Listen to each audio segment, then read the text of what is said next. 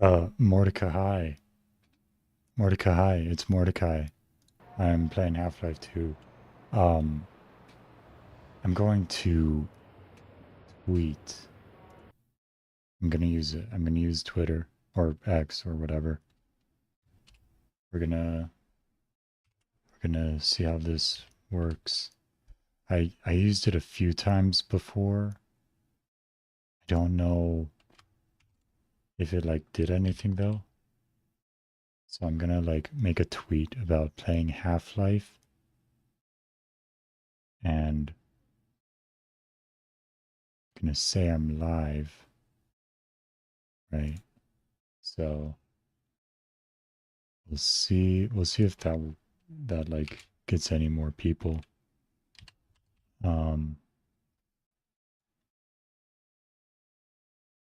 Yeah, I have no idea.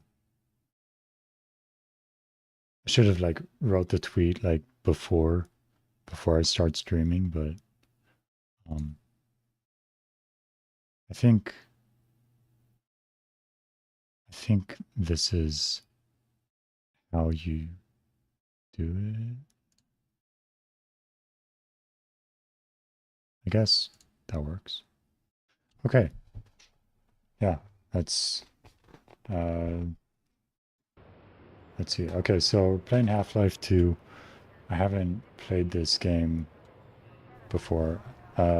We just finished Half-Life 1 like last week or something. That was pretty fun. So we're gonna play Half-Life 2 now. Yeah. Um, let's do that.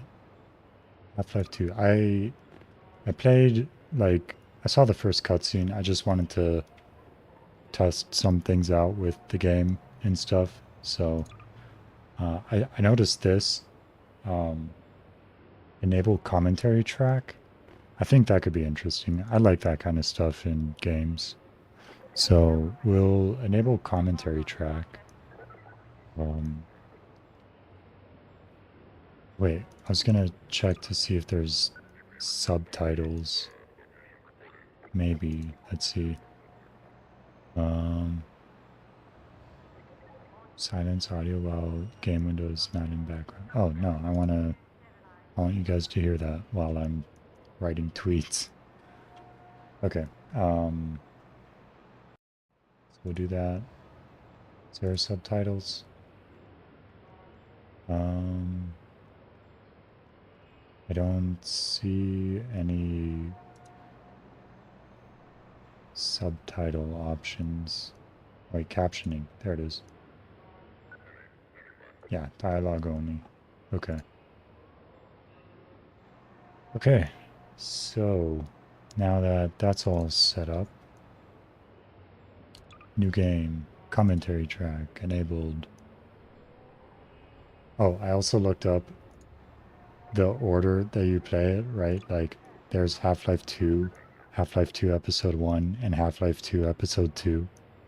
So Half-Life 2 is like 3 games, I guess. Half-Life 2 is the first Half-Life 2, and then Episode 1 is right after that, and then Episode 2 is right after Episode 1. So we're just gonna play Half-Life 2. New game. Enable commentary track. Okay. Start new game. Commentary nodes contain audio commentary by the Valve development team. To start a node, aim at it and press use. Okay. You will be invulnerable to damage while listening to a node. Achievements cannot be earned in commentary mode. Okay, yeah. We don't really care about achievements. We just want to play it. So, okay.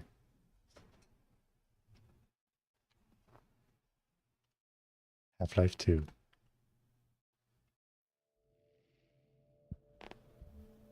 Rise and shine, Mr. Freeman. Rise and shine. Right, so we started working for this Not guy that I at the wish end of to Half-Life imply 1. You have been sleeping on the job, no one is more deserving of a rest, and all the effort in the world would have gone to waste until... well, let's just say your hour has come again. I wonder what he means by that. My The hour right has come man in again. the wrong Who does this guy place work for can again? Make all the difference in the world. Did he work for Black Mesa, So or wake up, Mr. Freeman. did he work for the government? Wake up and smell the ashes.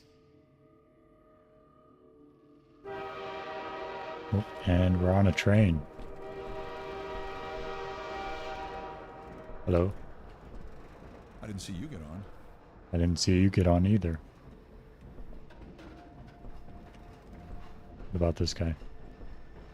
Hello? Don't like to talk?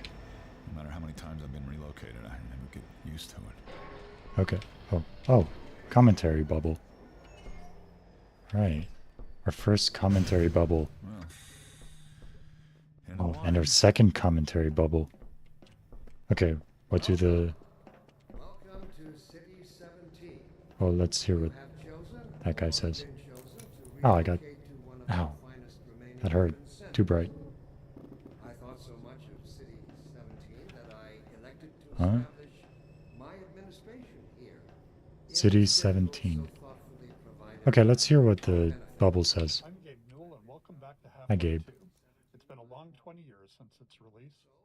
In this anniversary update, we've tried to respond to as many of the community's requests as possible. It's kind of While quiet. this might not be the absolute #1 request from fans, I often hear how much people would like a commentary mode, so we're excited to finally make that happen. Not only was it a challenge to remember Yeah, I like many of the commentary details mode. of Half-Life 2's development, but it's not easy to crack open decades-old computer code and wonder what the hell you were thinking way back then. Along with the dev commentary, we've cleaned up a bunch of old bugs and tried to leave things in better shape than we found them. And at least this time, we had the luxury of knowing how things turned out in the end. To listen to a commentary node, put your crosshair over the floating commentary symbol and press your use key. To stop a commentary node, put your crosshair over the rotating node and press the use key again. And please, let me know what you think. You can reach me at GabeN@valvesoftware.com. Thanks, and have fun. Yeah, I didn't even think about, like, they added this commentary mode for the 20th anniversary, and they had to, like, go through 20-year-old code to add it all. It's funny. Okay, so that guy said it's safe in City 17. That big guy on the screen. But I guess we'll see. One of those robot things just blinded me, so... Physics objects. What is this? It might be hard to remember it now, but back when Half-Life 2 came out, small objects in games, like these bits of trash, were usually static. As in, they didn't really move, or if they did, it was in a very simple way. If you were lucky, they might break apart into some sprites if you hit them. One of the goals for this initial train station section was to really make it clear to players that these kinds of things were properly, physically, actually being simulated in Half-Life 2. They could be picked up, dropped, thrown, broken, moved by other forces, you name it. Here we're starting with just a small thing, showing that trash is being blown by the arrival of the train, or, more specifically, an invisible volume that's triggered by the player leaving the train. That's interesting. So I do know a little bit about the game. I know, like, one of the weapons you get is a physics weapon where you, like, pick things up and throw it at enemies and stuff. So it's interesting that, like, they start out the game with that physics mechanic, you know, showing you that these things move around. Ow, jeez, that thing keeps blinding me. Get rid of it. Throw a box at it. Get over here. Get back here. No. Oh, got away. Welcome to What does this one say? The beginning of a Half-Life game has a big job to do. We have to introduce players to a new world while teaching them how to interact with it. Players need to quickly grasp what's happening, who the key players are, what threats they face, and how they fit into it all. Above all else, it has to be as fun and interactive as possible. Nailing this takes a lot of iteration and playtesting, especially on the small moments that make up a bigger picture of the game. In this section, we'll highlight some key moments, game design problems, and a few playtests where things didn't quite go as planned. Okay.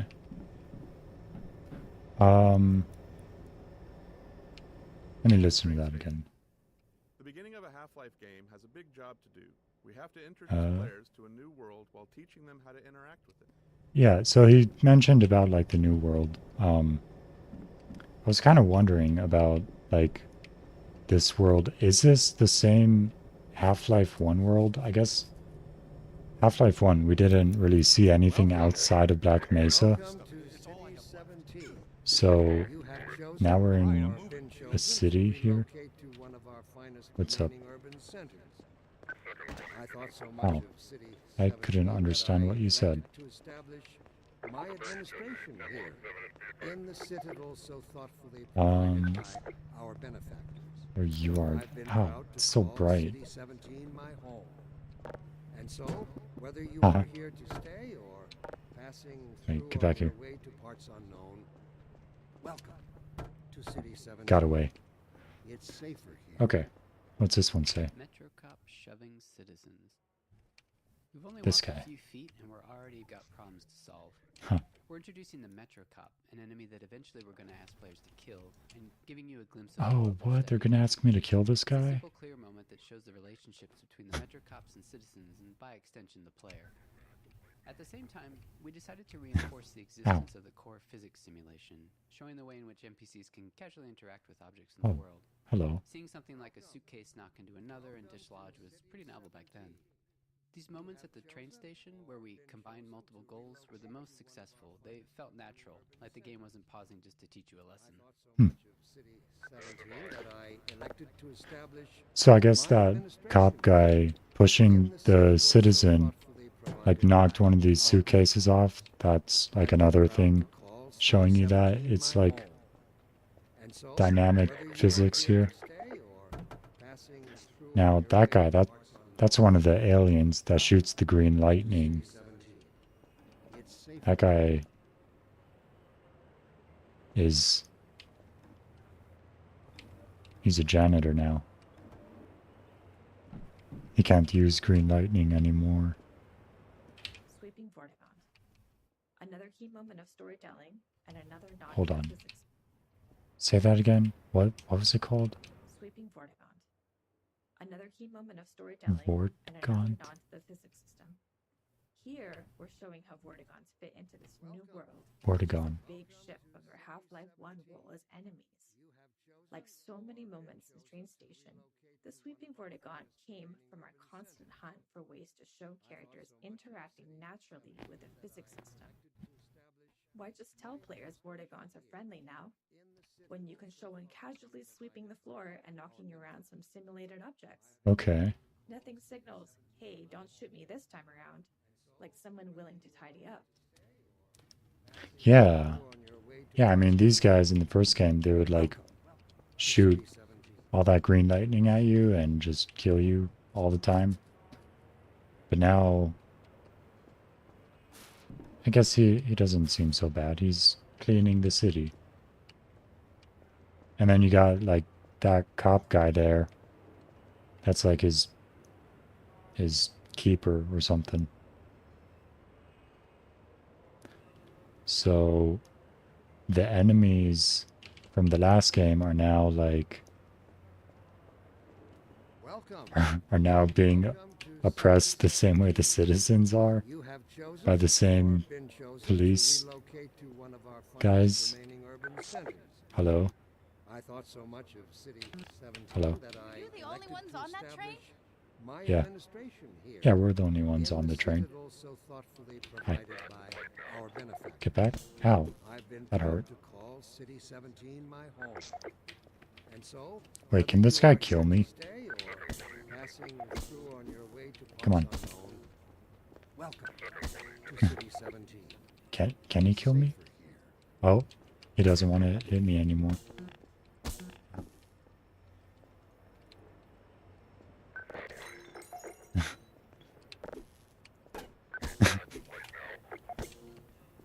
don't think he can. Hello. Overwatch stopped our train in the woods and took my Overwatch. husband for questioning. That's what they're They called. said he'd be on the next train. I'm not sure when that was. They're being nice though, letting me wait for him. Welcome to City Okay. 17. Citizens. When it came time to design the human citizens of City 17 and the world outside the city, we chose to include a variety of races, ages, and genders. This not only provided narrative context for the Combine's enslavement of all of humanity, but it was also important to us that anyone playing the game could see themselves represented in the Resistance, with everyone on Earth united against the Combine. While we found a number of candidates to use as reference in creating these citizens through our daily lives and connections, we ultimately resorted to advertising in the Seattle Times classifieds to reach the desired range of faces that we'd envisioned. Okay. No more. Oh, wait. I wonder if I could do something with this box. Let's see. Can I go back through this thing? I can. Cool.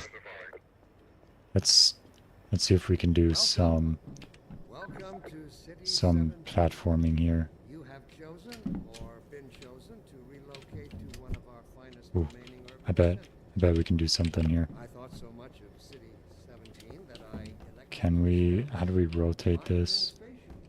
Can we rotate it? citadel so thoughtfully provided by That works. I'm So I very proud put to that call there. City 17 my home.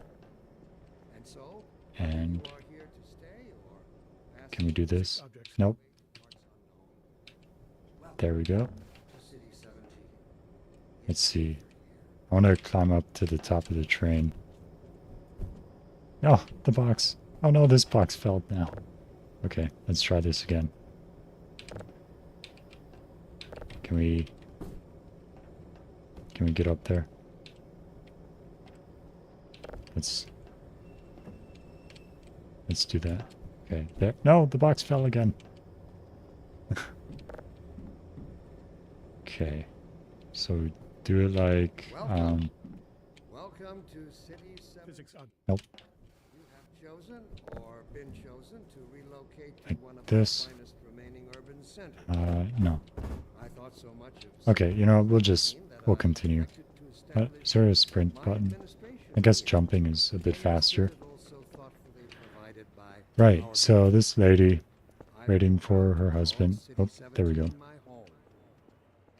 We can just ignore her. Does this give me health? You know, the last game, this would give me 1 health.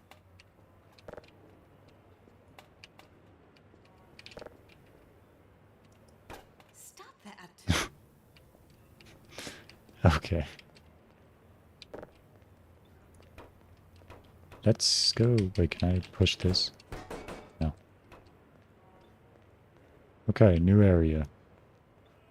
Hello. Don't drink the water. Don't drink They the put water. something in it to make you forget. Forget what? I don't even remember how I got here. Interesting. How about you? You never see them go. They're always full. No one ever gets on, but they're always departing, but they never arrive. And the ones that do arrive, they never leave. My You never see them administration go. They're always full. No one in the ever city Okay. gets on, but they're always Interesting. What does this guy say? Literal storytelling. To achieve our world building and storytelling goals throughout the train station, we needed a natural way to deliver. I'm gonna see if I can turn... Is it game volume? Let's see. I don't know, that seems like it'd be like gunshots too. Those are loud. Dialogue without it Oh. feeling too gamey or That's requiring fine. tutorials. We noticed players often approached NPCs to get a closer look, so we turned that into an opportunity for the NPCs to acknowledge the player and deliver their lines. This kept interactions low-key, which was essential since the citizens aren't exactly too cheerful or lively. The simplicity of this approach also aligned with one of Half-Life's core storytelling goals, making the narrative responsive to the player's interest. Some players want to dig into every detail, while others just want to know what to do next. Giving players control over how much story they want to engage with, without it blocking progress, is a goal we always try to maintain in a Half-Life game. Plus, the less complicated a feature is to implement, the more of it we can include. Yeah, plus the less complicated it is to implement, the more of it we can include. Yeah, that seems like a big plus. But that is interesting, you know, like having NPCs give little story things when character approaches.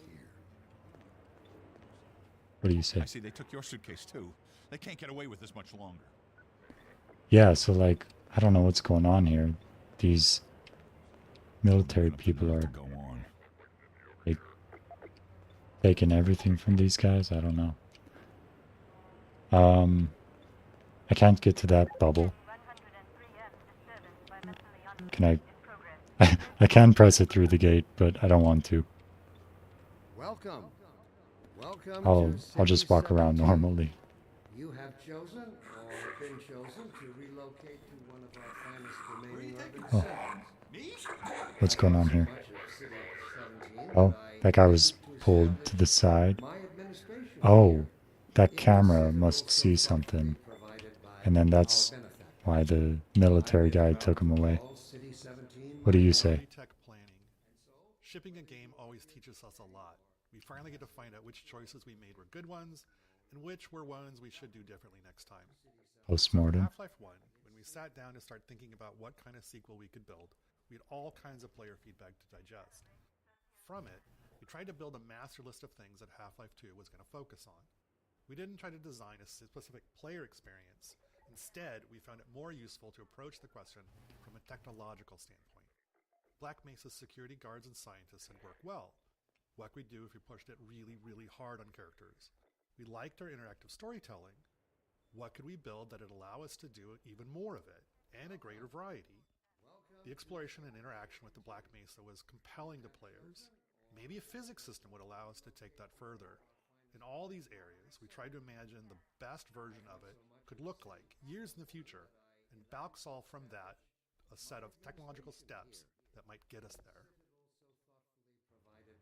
Yeah, Half-Life 1 didn't really have much physics. I mean, there were like boxes you could push around and stuff, but like that was kind of not easy to do, like pushing the boxes, because they would always, you would push them faster. Oh, and you know what, actually, Half-Life 1, when you run and jump, it would feel kind of slippery too.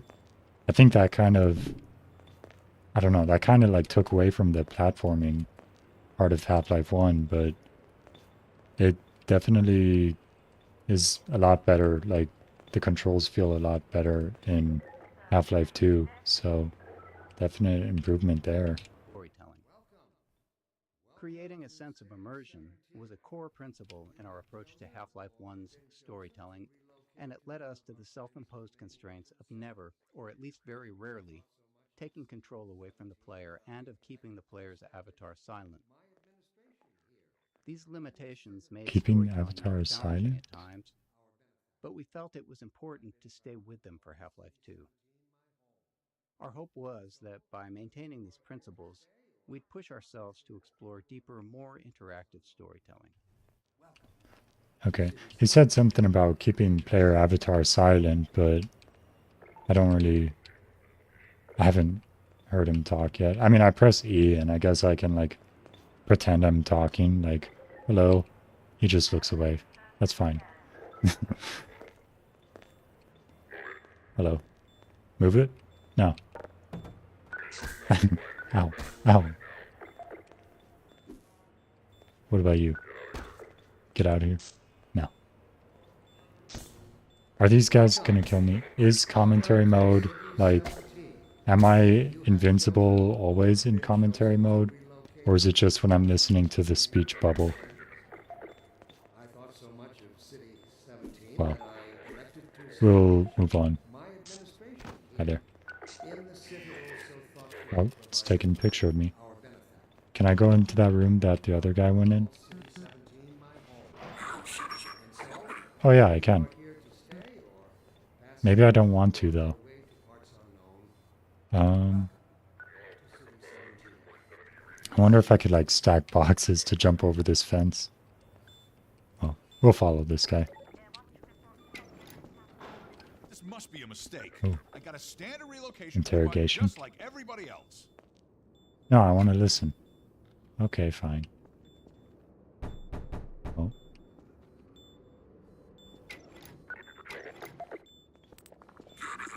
Get in. I'll wait. In Half-Life 1, security guards and scientists could best be described as archetypes, not individuals. They were abstractions of characters that matched the visual fidelity we could achieve at the time.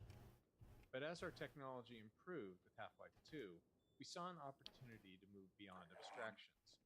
The increased visual fidelity of the character models, combined with improvements in animation, made us believe we could focus on creating individual characters, people you would actually care about. I want to go back to see We if... allowed ourselves to write real Ah, dialogue. can't see any of the other NPCs. That felt realistic enough for players to not think about them as pawns in a video game, and hopefully propel our narrative forward. In 2001, a couple of years into development, we were energized by Japan Studios' Ika. Directed by an animator, it blew Wait, us hold on. away What do you with say the about lines Japan of the character Studios? as the key connection to the player, giving us the courage to keep pushing forward. Characters. Japan In Studios, Half-Life 1, Eco, security guards and scientists could best be described directed as by archetypes, not an individuals. They were animator. abstractions of characters It that matched the visual blew us fidelity we could away. achieve at the time. But as our technology Okay. improved with Half-Life, Interesting that they mentioned Japan Studios. The only really thing I know about Japan Studios is Gravity Rush. That's one of my favorite games. So that one also had like really good storytelling too.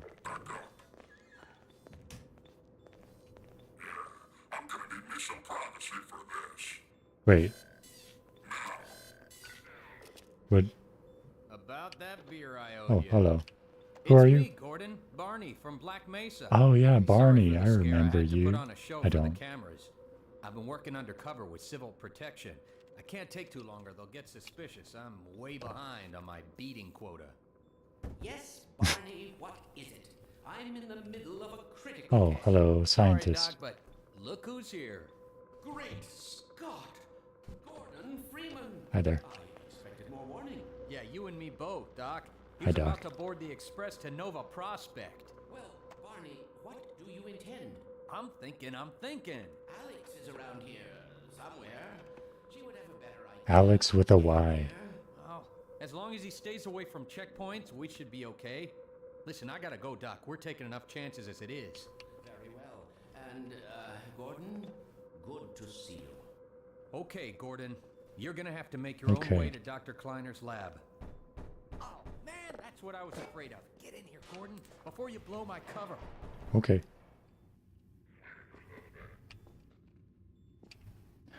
There's no time to waste here, Gordon. Get a move on. Can I...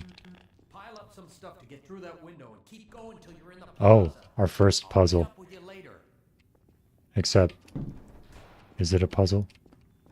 Can I just jump it? Nope. Okay. So they're gonna force me to use their new physics mechanics. That's fun. Blocking tutorials. Hi there. At times, we need to be certain the player has learned something, and the standard method, at least in game development, not in life, is to trap them behind a gate of some kind, where the player must demonstrate their knowledge to be able to continue. We try to disguise these gates as something natural, so it doesn't feel like the game has come to a halt. Of course, time, resources, or the environmental context itself can make that tricky. In this case, we needed to teach the players how to move objects, so a simple stacking puzzle seemed like the best solution. We tested more complex designs, but they ended up being less effective at teaching the actual thing we needed the player to learn. Wait, they tested what? Blocking tutorials. They... At times, we need to be certain We tested more complex designs, but they ended up being less effective at teaching the actual thing. Okay. I wonder what kind of like more complex things they tried, you know? I mean, if you want to like force players to know that they can move boxes around and stuff, then yeah, stacking puzzle definitely is... Wait, I'm not ready for you yet. There's one more down there. Stacking puzzle would definitely like force them to learn that. Oh, the ladders are interesting. You just walk straight and it automatically locks you onto the ladder without like running off the edge. Okay, what does this one say? Blocking tutorials 2. There are two failures of note in this tutorial. First, players can break it by tossing all the boxes out the window, which is obviously not great. Oh. This leaves them stuck and unable to continue, which we consider a game-stopping bug that must be fixed. A clean solution would have been to tweak the window or crate sizes so that the player could fit through but not the crates. How did they fix it? We really only caught this problem late in development, and making even a simple change like that can have unpredictable game-breaking consequences, and right before launch no less. Also, this issue was purely theoretical. I don't think they fixed it. Players do it. Our playtests of the design space had gone smoothly, with players learning what they needed and moving on. So changing the room's design this late in the game could have disrupted that success in ways that we couldn't foresee. So we opted for a more conservative fix rather than something elegant. If you're curious, try tossing all the boxes out the window and see what happens. Wait a second. What was that? So we opted for a more conservative fix rather than something elegant. Try tossing all the... I'm gonna do that. I'm gonna see what happens. I mean, he said if you're curious, you know, I'm curious. What... Did that box just appear out of nowhere? Wait. Yeah. Just keep spawning new boxes. That fixes it. Definitely fixes it. Alright. What does this one say? Blocking tutorials 3. The second failure in this tutorial space is a case of misteaching, where we accidentally teach the players something we didn't intend. This can be hard to avoid without extensive playtesting, since the game is always teaching, even when it's not by design. We cover a more extreme example of this later in Train Station. Some cases of misteaching are critical to fix, like if the player learns the wrong way to use a weapon or interact with a common element of the game. But this one was more subtle. While teaching players to move objects, we also taught them to stack physics objects to escape a space. Normally that's fine, except we don't deploy that puzzle later in the game, and teaching something irrelevant just clutters up their mental toolkit and makes it harder to readily keep useful things in mind later on. Worse, stacking objects to escape the play space become a problem later on, something we had to actively prevent in multiple areas. With so many physics-based objects in the game, blocking this behavior without putting ceilings everywhere wasn't really an option. In the end, we hoped players wouldn't overthink this early lesson, and when playtests showed players getting stuck later on, we made sure not to remind them of it. Interesting. So they don't want you to stack things to get out of the areas, but they needed to teach you like how to use physics objects. So that's interesting. Fall damage. Teaching players how to do I things didn't take is any the fall essential thing damage. for the game to do. But for them to make confident decisions, they also need to understand the more subtle rules. This small moment covers two of those. First, it shows how far the player can fall without taking damage. Second, it introduces a bit of the game's vocabulary, how the game will communicate with them. Players often worry about taking fall damage, but they also worry about taking a step that they can't take back. So here, a welcoming crate to land on signals that dropping down is safe, and it's the way forward. Well, I threw a bunch of crates down here. It reinforces the physics simulation, and is likely the first time players will see that larger objects can be broken apart. Yeah, so like if this were the first game and I was in that previous room with all the crates, I probably just would have broken all of them with my crowbar right away to see if there's like stuff in them. So So, yeah, they didn't give me a crowbar yet. Can I break boxes with these cinder blocks, though?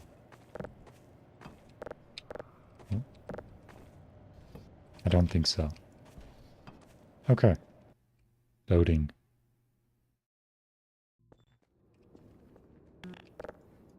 This door is locked.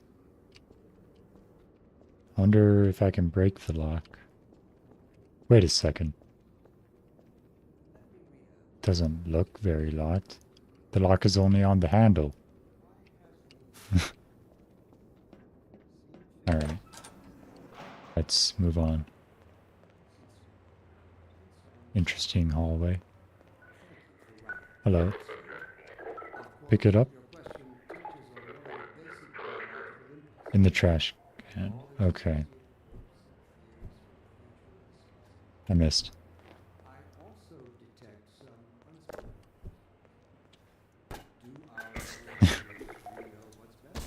Oh. Okay. Pick up that can. Contextualizing tutorials, creating a... Pick up that can.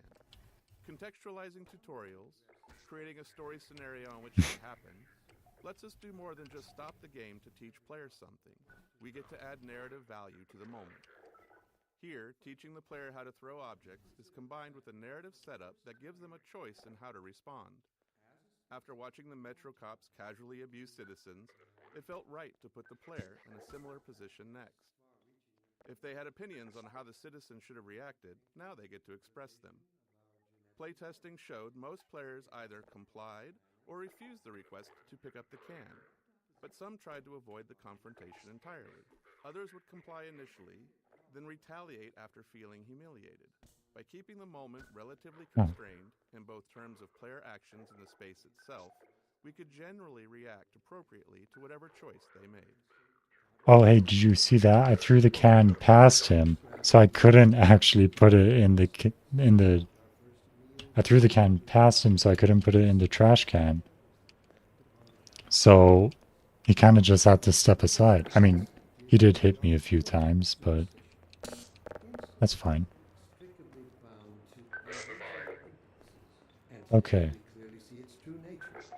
Now. Hello. Ring ring. Oops, I broke the phone.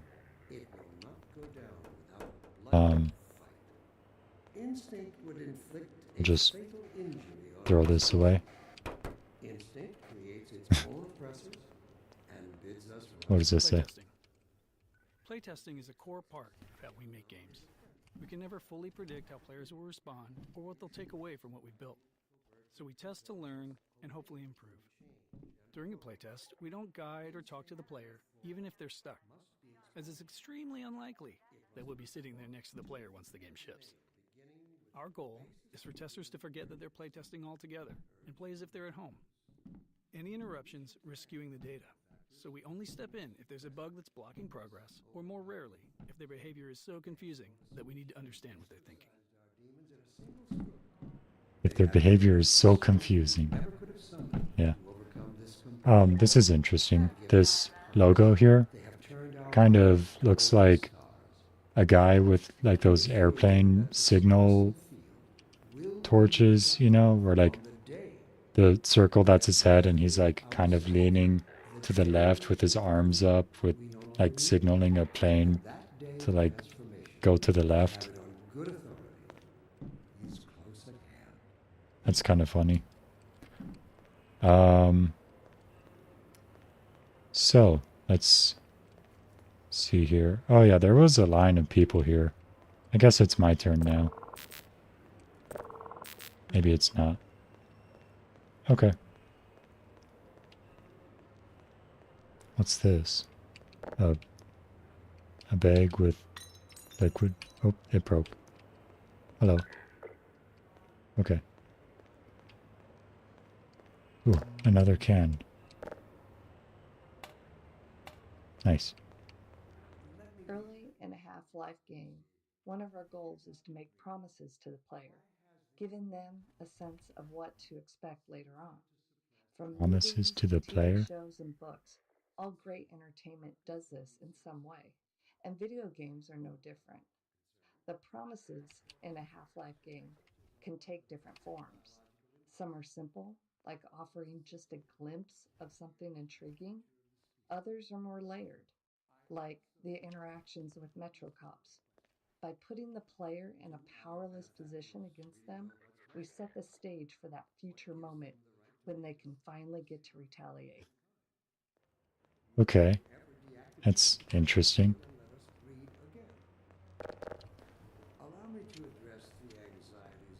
Alright, let's open this door now. Okay, now we're in the world. Oh, there's so much more commentary bubbles. Are you gonna blind me again? Blind this guy. Oh, it wasn't as blinding. But it's out of the question. This simple fact has far-reaching implications. Okay. It requires radical rethinking and revision of our genetic. The Citadel. We wanted the player's first view of City 17 to highlight the Citadel and its dominance over the city, representing the Combine's complete and total power over humanity. I guess that's the Citadel then. Serve as a clear goal. Even at the start, you can see where your journey ends. Despite its massive size, playtesters often missed it. A player's sense of depth and scale can be tricky on a computer monitor. If you've played any games in VR, you'll likely have noticed that scale feels more natural. Anyway, in this case, the Citadel's position above the player didn't help things either, which may be because FPS games train players to focus straight ahead or down at their feet. To improve the chances of players taking in the Citadel, we added birds flying towards the structure. I didn't even notice the birds. Guide the player's view. Instinct has just become aware of its irrelevance. And like a Um, beast, it will not go. What's this? Exploration. After being herded through the train station by Metro Cops, we wanted to give the player a chance to explore. This plaza offered several ways to interact with citizens, Metro Cops, scanners, and the city infrastructure. We aimed for these interactions to continue building the world without needing explicit tutorials, and we refine them until they work naturally, without any real training. Slyly and covertly compels us Okay. away from change and There's a lot of these commentary bubbles. instinct, therefore, must be If I actually can't die in this mode, then I'll probably switch off of it when, like, I guess enemies start showing up. One of the things we noticed in all of the reference images that we gathered for City 17 was that there were cables and wires everywhere, and that they were a large part of the high-frequency detail in view. We loved the look of these older European cities enmeshed in the haphazard web of modern life.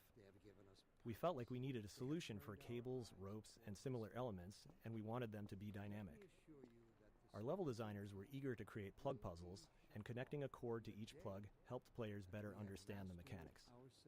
Early in production, we built a rope system and iterated on it throughout development. Under the hood, each rope is made of multiple segments stretched between the two endpoints, and they can move independently.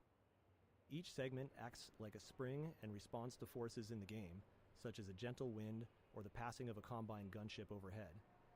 When rendered, each segment is shown facing the camera and is bump mapped, which is crucial for giving the ropes a realistic, rounded appearance. Interesting. So, like, all these ropes, they're actually moving, like they have physics. And they're always facing the player. Oh man, I want to... Dear Dr. Breen, If I turn on no clip to, like, see the other side, they'll still be facing me, so that doesn't work. Sincerely, a concerned citizen. What's this? Playtesting Anecdote 1. One memorable playtest reminded us that we can never be certain what players are thinking or what lessons they've taken from their experience.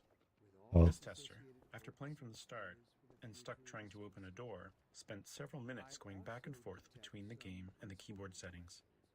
When we asked what they were looking for, they said they were searching for the inventory controls, thinking they could use an item they'd picked up earlier to unlock the door. While we'd seen them collect and drop several physics objects, they'd misunderstood what was happening. The tester believed that pressing the use key while holding an object moved it into an inventory because the item dropped straight down. We knew it was just gravity, but their assumption wasn't crazy. Some adventure games of that era did slide items into an invisible inventory that way. We explained there was no inventory, and the playtest continued. Later, we considered whether we needed to address this, but since no other playtesters had the same confusion, and all of our potential solutions were more heavy-handed than necessary, we decided it was an outlier that was okay to remain unaddressed. It served as a good reminder, though, of how even the most subtle, overlooked details can mislead a player. Interesting. So, like, gravity made someone think there was an inventory. Access required. Do they know who I am? I'm from Black Mesa. I should have all the authorized access. I guess I don't. Alright. Yeah, where is Black Mesa in this world? Does Black Mesa exist? I mean, like, is this the same world that Half-Life 1 was in? Because there were a lot of portals. I could have been teleported to a different world. What's going on in there?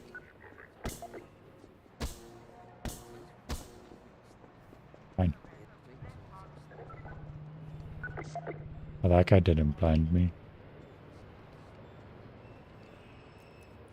Something gonna happen before I hit this bubble. Hello. If I talk to you out here, we'll both be in trouble. Strider. This simple moment is a promise that you'll encounter this enormous thing later in the game. Even an uncomplicated scene such as this really does require a lot of playtesting and iteration because of Half-Life's goal of not taking control away from the player. As you can imagine, it takes a lot of small tweaks to ensure that as many players as possible are looking at the right place at the right time here. The street layout and the Metrocop scene are all set to guide the player's gaze, perfectly framing the Strider when it appears. Oh, that's the Strider. Okay. I see. Ow. All these things are... Get away. Ow. Can't see anything. Hi there. Okay. Let's continue with this bubble. Exploration. Up until this plaza, the player likely hasn't had to think much about their path, as it's been clear and straightforward. But here, we wanted to encourage exploration, which meant making the way forward less obvious, which can produce a feeling of being lost or, worse, confused, as you might expect. These kinds of shifts can be tough, especially early in the game, when the player is still learning the game's guidance cues. Here, it's further complicated by force-fielded checkpoints, which allow NPC citizens to move through, but restrict the player, leading many playtesters to believe that there was a way to bypass them. Ultimately, it was extensive testing that helped us find the right visibility for the alley forward, using lighting, layout, and a wooden crate, an object players have already used as a sign they're headed in the right direction, all to subtly guide them forward. Interesting. So the crate is a sign to go this way. And they put that light over the ladder. I saw the ladder. I didn't want to use it. So yeah, I just jumped over the fence that way. What's going on here? Wait, I want to see. I want to see. Is that guy dead? Closed captions. During Half-Life 2 development, we were approached by folks interested in accessibility who encouraged us to go beyond the subtitle system we had built for Half-Life 1. They requested a full-featured closed captioning system to capture all game sounds, not just dialogue. This turned out to be a much tougher challenge than expected. Half-Life 2 produced a wide variety of sounds, and categorizing them for captions was crucial. Prioritization was also key. Dialogue needed to stand out, and it had to be clear who was speaking. Ambient sounds, like distant combat, were important for setting the mood in some levels, but less so if there was an enemy shooting nearby. Our level designers also often reuse sounds in different contexts, so sound might require captioning in one area, but not in another. Ultimately, every sound in the game ended up with its own caption data, formatted almost like a small version of HTML, giving us control over the visual style of each caption. As with the audio files, the caption data was too large to keep in memory, so we built an asynchronous caching system to handle it efficiently. I don't really know much about captioning, so it's kind of interesting. Every sound has a caption. It always starts. First the building, then the whole block. They have no reason to come to our place. Don't worry, they'll find one. All right. There's a lot of these speech bubbles. Can I... How do I... Is it random what it lands on?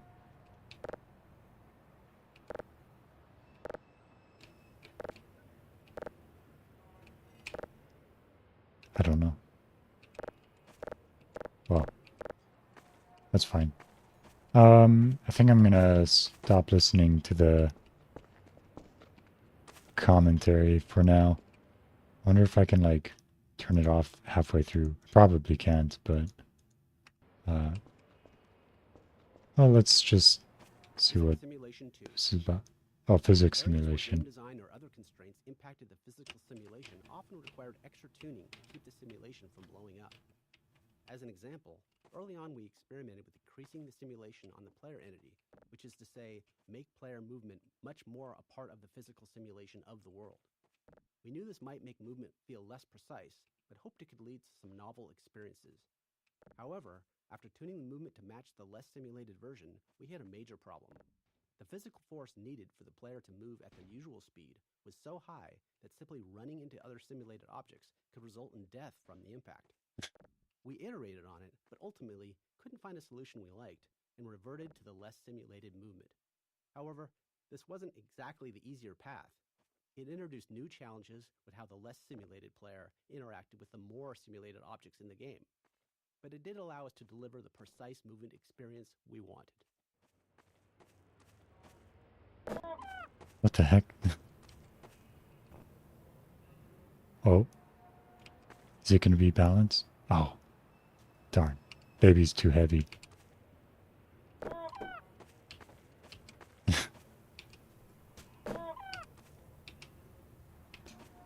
No, it's not going to go on that side. Interesting.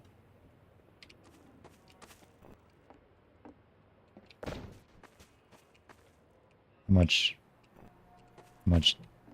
do I weigh? More than 2 cinder blocks.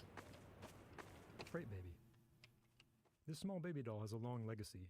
During the long months of internal testing, some of the team turned it into a challenge, a way to make the 47th playthrough of the game a bit more fun. They'd place the doll inside of a nearby blue crate and see how far they could carry it throughout the game. After Half-Life 2 launched, the community started carrying Crate Baby as well, adding their own stories and rules to the mix.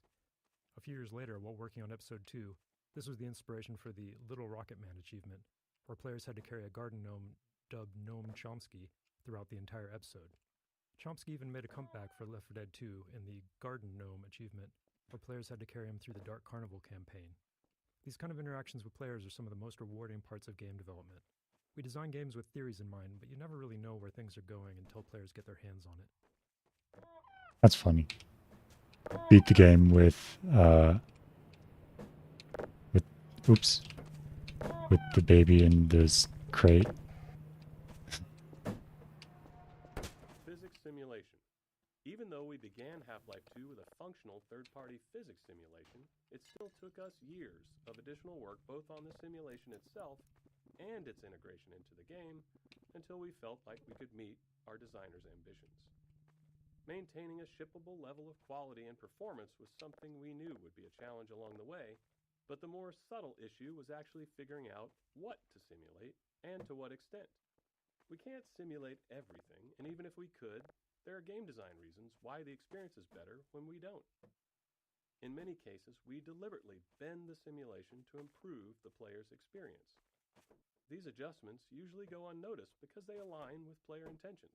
For example, we disable collisions between the player and large objects to let them turn in narrow spaces. Or we tweak the Combine rifle's alternate fire to gently guide the Combine ball toward enemies, making it more effective. Okay. Wait, can I spin this? Oh, I can.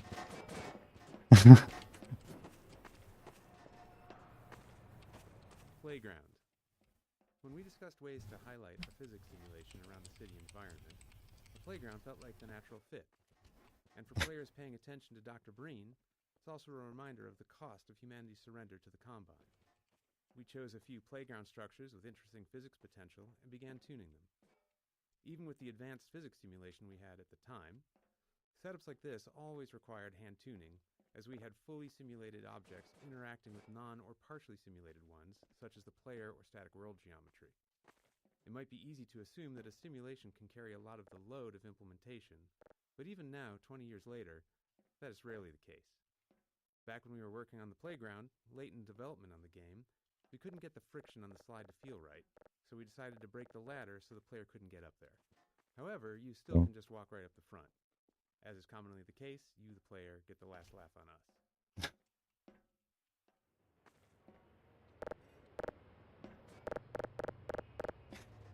Okay. That's fun. The playground is a fun thing. Anything up here? Another one of these locks. Right there. I guess you don't want me in there. Ouch. Okay. We'll go this way then. Open.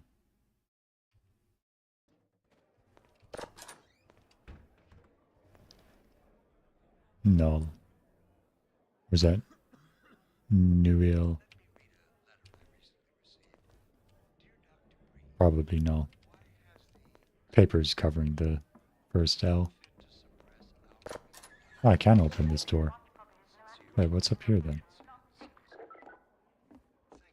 Materials and shaders.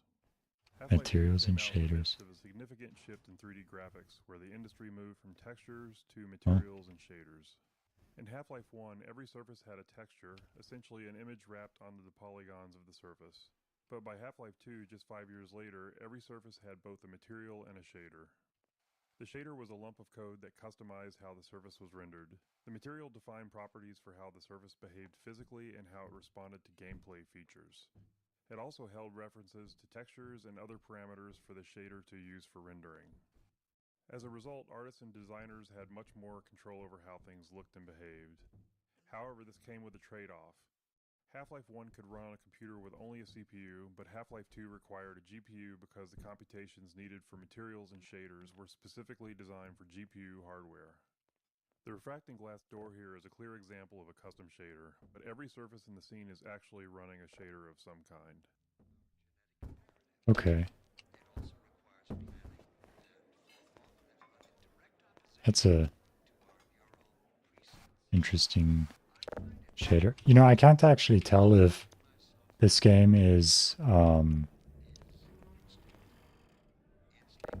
if they like redid all the textures and everything for the 20th anniversary, because it does look pretty good, you know? Materials and shaders.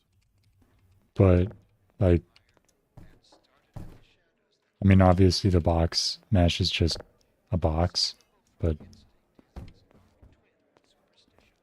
I don't know.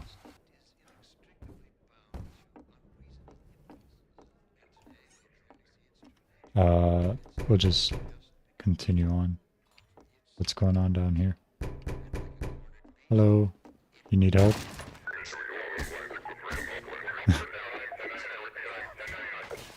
Oh. What's going on over there?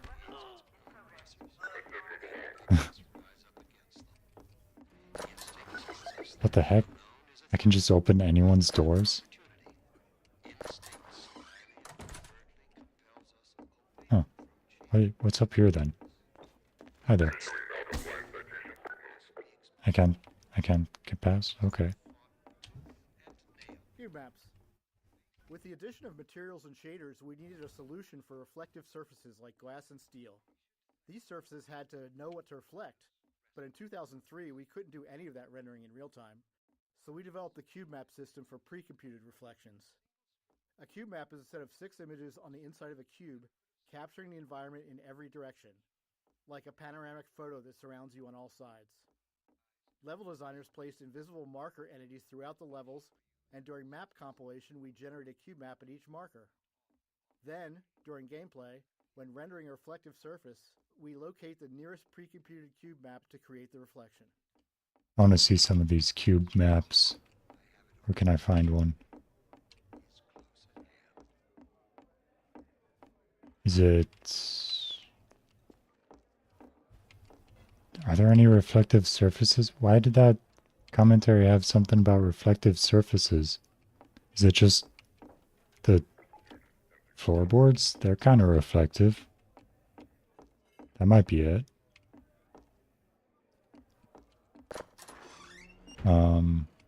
Here's that missing piece of the... Oops. I'm one of you. Okay. They'd be coming for us next. Just this once, I hope you're wrong. Oh. If I just wait for them to show up, will they be here eventually? Reference maps.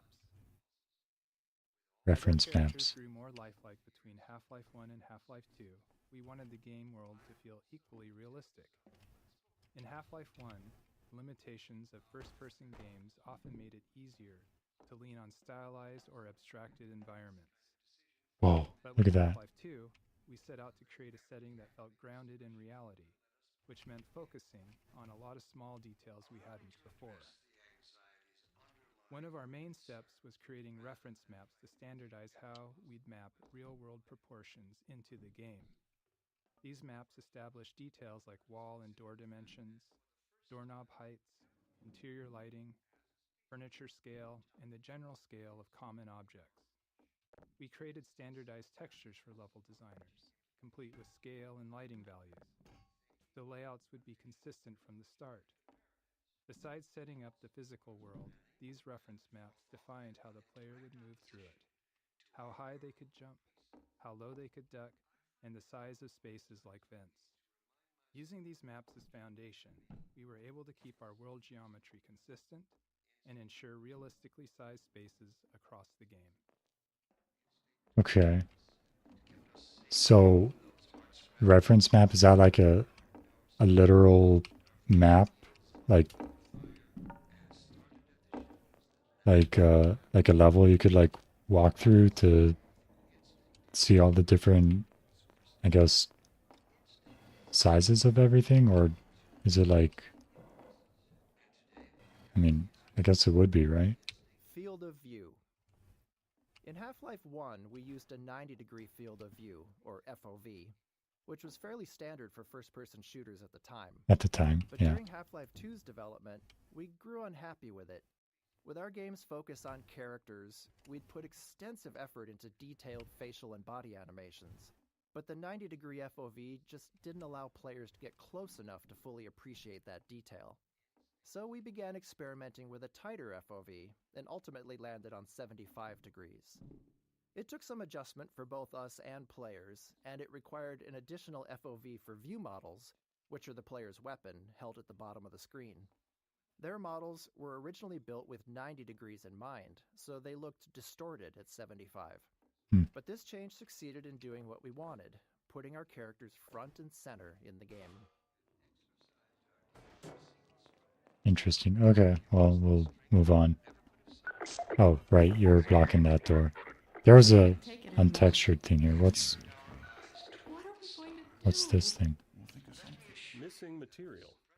Early on in developing our low-level graphics code, we realized it would be difficult to spot polygons that weren't rendering due to a missing texture. Yep. When this happened, you'd typically just see black where the polygon should be, which could easily go unnoticed in darker scenes. To catch this bug more reliably, we created an error texture that would be visually unmistakable and generated automatically whenever a texture failed to load. This gave rise to the now iconic purple and black checkerboard texture, which has since taken on a life of its own well beyond Half-Life 2. Did he call that purple? It's magenta.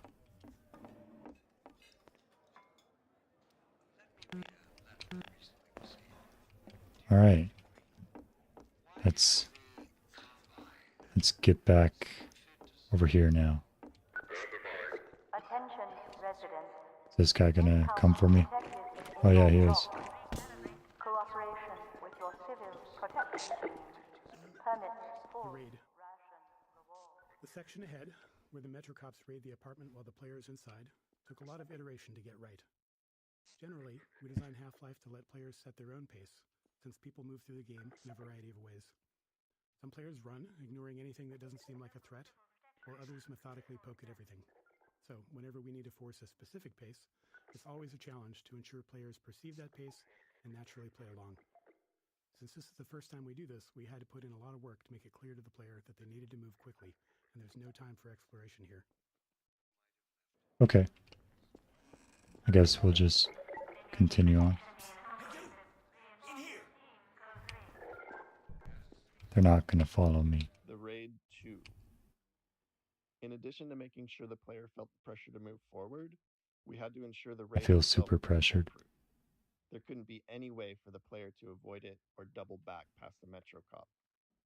The real challenge wasn't that players would try to break the scene, but that many would panic and run in random directions once they realized they were under threat for the first time. This moment requires a delicate balance.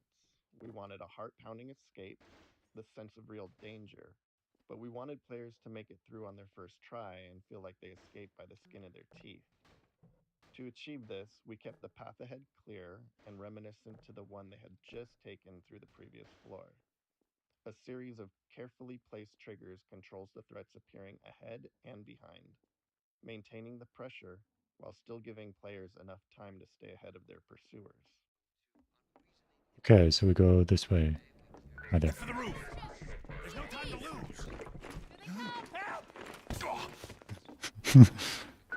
Attention, residents. This block contains potential Ouch. triggers. The Raid 2. Okay. We'll head for the roof. Head for the roof. Alright. Oh my gosh, they're killing everyone. What are we gonna do?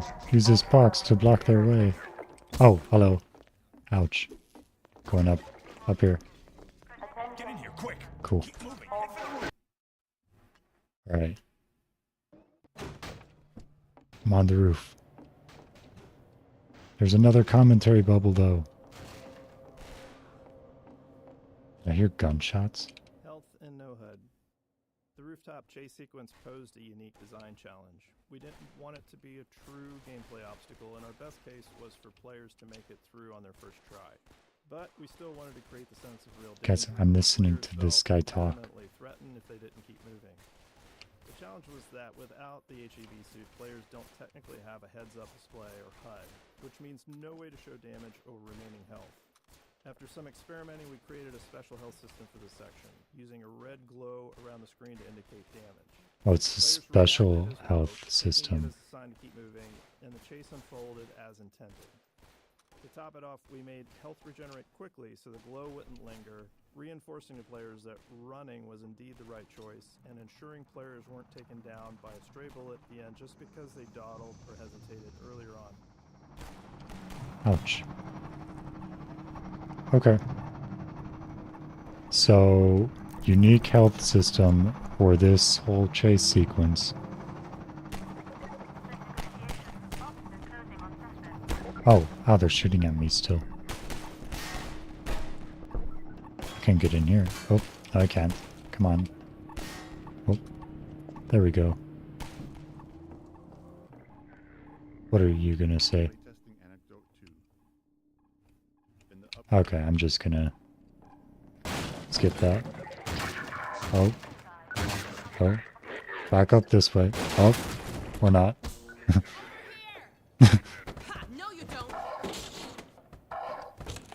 I guess that was supposed to happen.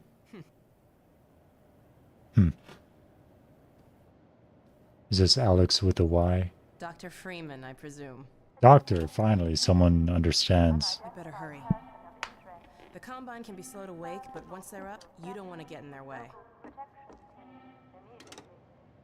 Alright. Dr. Kleiner said you'd be coming this way. I don't think it occurred to him that you might not have a map. Okay. I missed that bubble. I'm Alex Vance. My father worked with you back in Black Mesa. I'm sure you don't remember me, though. I don't remember him either. Man, a few words, aren't you? NPCs on elevators. Oh. We often spend a significant amount of time solving problems that players might not even notice. Many of these are subtle design challenges, while others stem from multiple systems interacting with each other. Alright. Through here. Through here. Yeah, I'm just gonna skip those for now. She's walking backwards. Funny, you showing up on this day in particular. This day in particular. I have a feeling it wasn't my plan. It was some weird guy that I work for. We've been helping just take the stairs. That's dangerous. Through the old canals. It'd be less dangerous if you just took the stairs instead of jumping over that rusty railing. Here, let me buy you a drink. None of those buttons are green. I don't think it's gonna work. Oh, and by the way... Oh, you did a cheat code. Hey, look at that. It's the lambda and the circle. What's back here? Danger, keep out. Well, come on. Dr. Kleiner's waiting. Okay. FacePoser. The primary tool we built to power the Choreo system was called FacePoser. FacePoser. An inaccurately named program that allowed our animators to lay out the entire structure of our scenes along a timeline. The timeline Okay. There's a lot of commentary bubbles in here. I'm not going to listen to all of them. Where did she get to? Lamar, come out of there! Oh. Uh-oh, everything all right, Dr. Kleiner? Oh, hello, Alex. Well, almost all right. Lamar has gotten out of her crate again. Lamar. If I didn't know better, I'd suspect Barney of trapping and... My goodness. Gordon Freeman. It really is you, isn't it? Hi there. I found him wandering around outside. Bit of a troublemaker, isn't he? We owe a great deal to Dr. Freeman, even if trouble does tend to follow in his wake. I must say, Gordon, you come at a very opportune time. Alex has just installed the final piece for our resurrected teleport. This is interesting. The magnifying glass actually works. Surpass your loveliness. Let's just see if this thing works, okay? Well, is he here? There you are. Man, Gordon, you stirred up the hot. What did I do? Can't keep him here long, Doc. It'll jeopardize everything we've worked for. Don't worry, he's coming with me. That's right, Barney. This is a red letter day.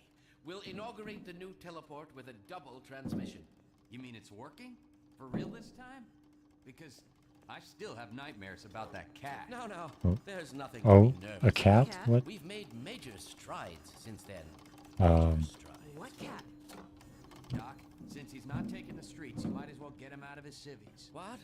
Oh dear, you're right. I almost forgot. Barney, I'll give you the honor. I've got to get back on my shift, but okay. So wait. They want to take me somewhere? Oh, I get my suit. Hello. Here we go. Damn it, get it It's a frog.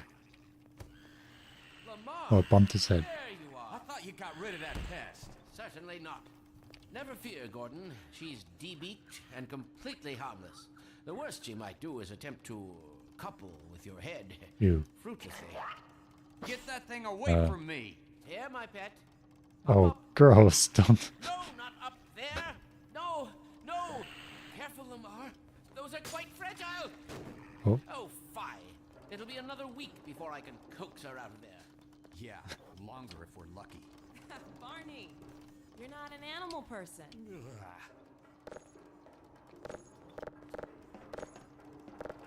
Well, Gordon, go ahead. Slip into your suit now. Right. My suit. Here it is. Oh, there's my health. Well, Gordon, I see your What's ATV this? suit still hula dancer thing. At least the glove parts do. I've made a few modifications, but I'll just acquaint you with the essentials. Now let's see. What does that say? The Mark V Hazard hazardous environment suit suit. has been redesigned for comfort and utility. Is that what that actually says? Oh dear. Doc, we don't have time for this. At least get that suit juiced up, Gordon. Good Wait. idea. There's a charger on the wall. Can I read that? I've modified your suit to draw power from combine energy outlets, which are plentiful wherever they. I want to see if I can Meanwhile, let's get this show on the road. read this.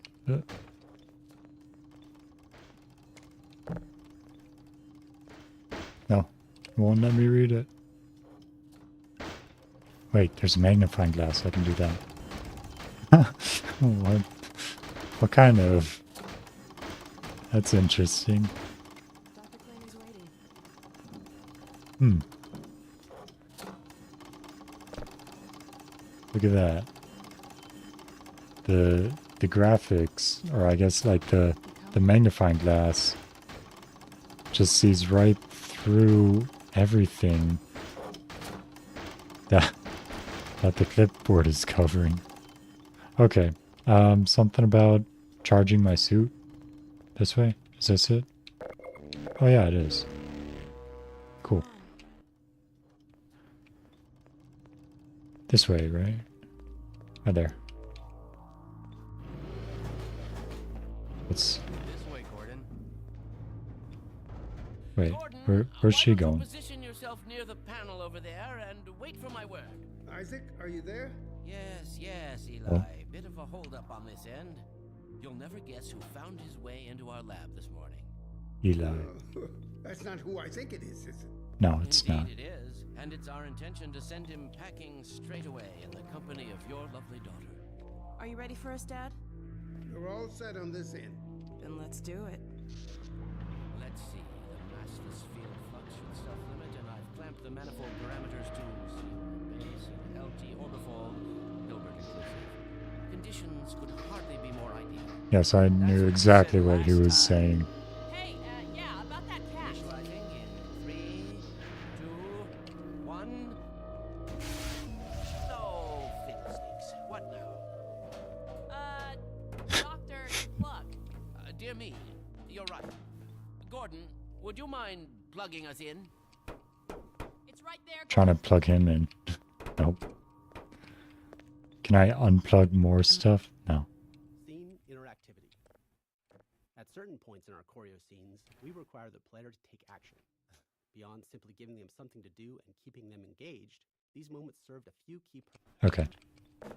There. Nice. Excellent.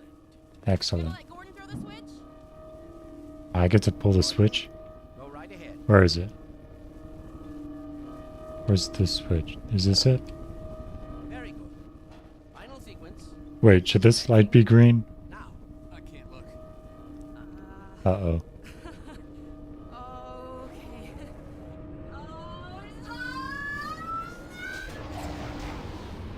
Okay. I think she got teleported to the alien world. Well, did it work? See for yourself. Hey, Doc. Thank goodness. My relief is almost palpable. Fantastic work, Izzy. Well, I can't take all the credit. Dr. Freeman proved an able assistant. Let's go ahead and bring Gordon through now. Right you are. Speak to you again Wait. in a few moments. If I'm going through, who's gonna pull the switch? I can see your MIT education really pays for itself. Oh yeah, All right, totally. Barney, your turn. Gee, thanks. Gordon, as soon as you're in position, we'll send you to Eli's. And not a moment too soon. Wait, this guy, he doesn't have an MIT doctorate degree. He's not gonna know how to pull the switch. And I can't jump off. In 3, 2, 1. Barney, if you'd be so kind. Good luck out there, Gordon. Yes, indeed. We're He's ready not gonna for do it projection, right. Gordon. Bon voyage, and best of luck in your future endeavors. Final sequence. Wait, Barney, you're... What is it? It's your pet, the freaking I knew he wasn't gonna pull the switch right. Oh, hi, Frog. Oh. Hello. I'm not sure. It seems to be some kind of interference. Gordon, stay put. We'll get you out of there. Something's throwing him away. Oh. What's the meaning of this? Hi there. Who are you? Oh, hey, you're the guy on the TV.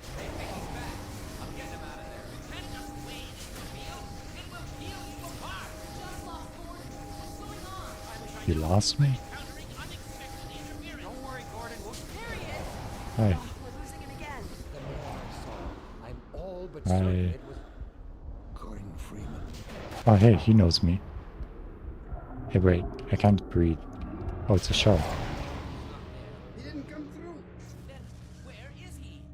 Behind you. Hello. Shut it down. Shut it down. You must get out of here. Run! He's down out of sight. I'll come find you. How? Oh, shift to sprint. Oh, I can sprint now. Cool. So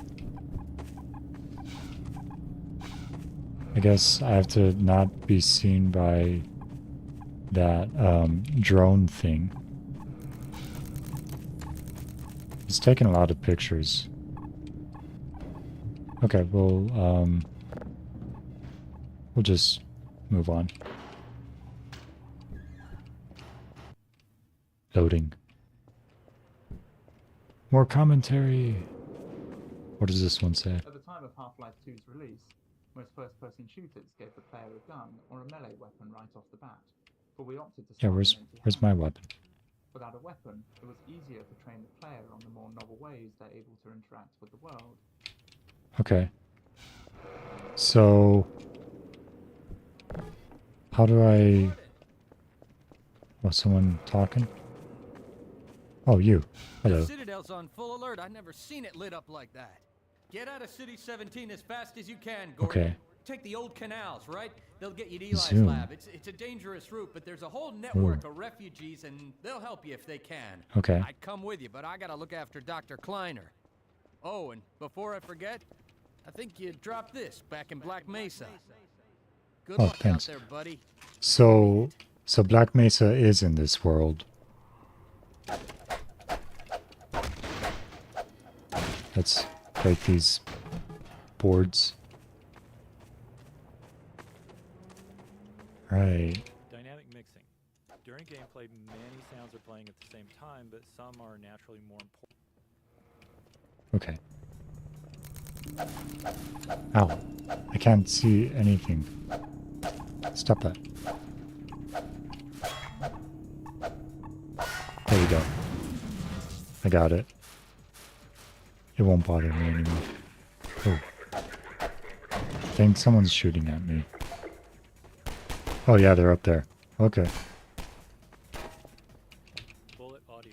Bullet audio. If there's one thing we're sure of, it's that a lot of bullets will fly past. Yeah, bullets will fly past people. Oh, so they have to like program the audio. I'm gonna stand over here.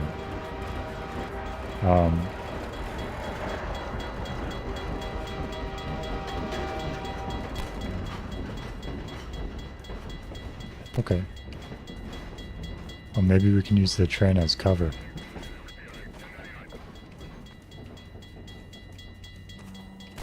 Maybe? Yeah. They'll never see me. Hey. You can't shoot through the magic force field. Get down here. Okay. I guess I have to go around this way. Or not? This way. No? Oh, that guy's up there. What the heck? Oh, where do I go now? Uh-oh. Do I go back? I don't think so, because this is the way... Maybe I go this way. Yeah. That's good. Commentary bubble. Physics sound. physics sound. Physics to feel right for the player meant that the sounds produced by physics had to sound right too. Yep. Sounds are important. I didn't need to go in that train car. I could just go around. Okay. Well, they're shooting at me. So they can shoot through these shields. So, like, what are these shields good for, then? Just not letting people through? Wait, maybe I do need to go in that train car.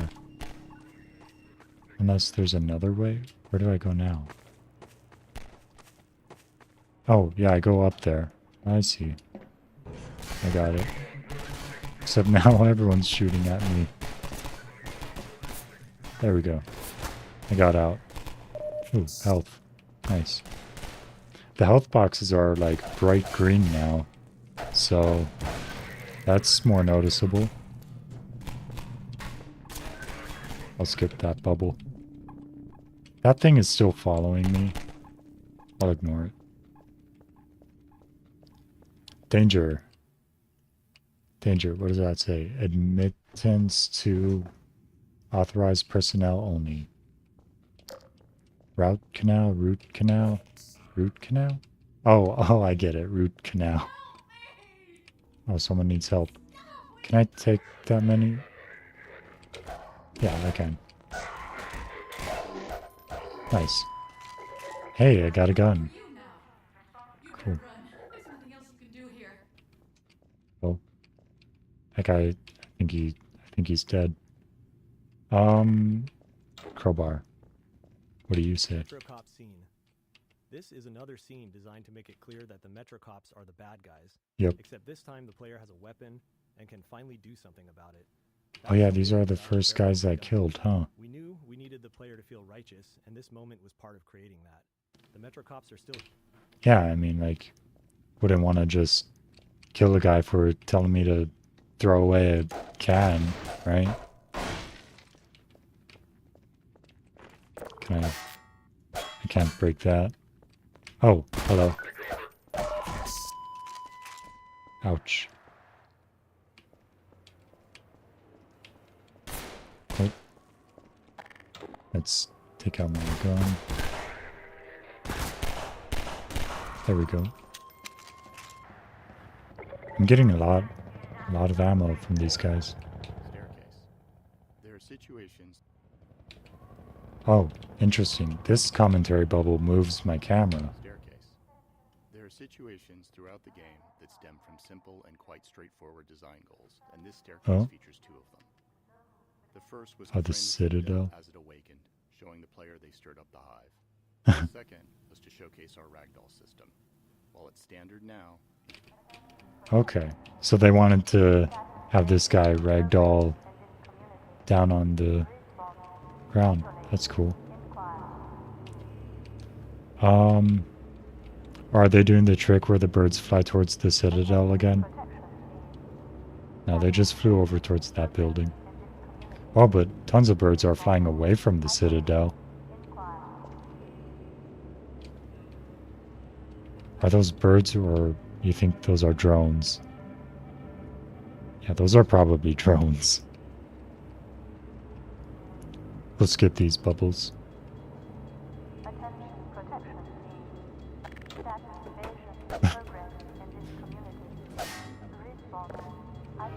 Alright, let's... Wait, this one's not put together. Okay, we can go down here. Oh, do I have to jump on a train? Let's do it. Nice. Ooh, made it off. Cool. Oh, I'm getting shot. Ouch. Let's get around here. I see. Ow, something. No, you, get away. Oh, do those things drop armor? Oop. There's explosive barrels, I see. I don't want to be near those. Ooh, health and ammo. That's drone parts. Alright, I don't really want to be near those when they explode. Alright. Wait, is this gonna talk about the exploding barrels? During development, we generated the No. Overwatch voice using a free text-to-speech tool. But as we neared shipping, we realized we didn't actually have the rights to use it, so we held auditions with voice actors to find someone who could match the qualities we liked in the generated lines. Interesting. So they use text-to-speech as prototype voices. Ooh, lots of exploding barrels. Except... Okay, that got him. Are you gonna talk about those? Pistol design. The standard pistol is Pistol the design. workhorse of the game, functioning not only as the first range weapon you learn to use, but also as a method to interact with physics and destructible objects at a safe distance for the entirety of the game. To help make it feel more responsive. Yeah, so... Pistol is... What do you say? To interact with stuff from a safe distance? Oh. Oh. Hey, this is the Half-Life symbol. This is safe. Supply. Ooh, look at all that. So much health and ammo. Oh, wait, that guy's waiting for me. Okay, let's get rid of him. Oh, he's still alive. Come on. Oh, oh, you got a friend. You can really hear when they die with that, like, loud beep noise.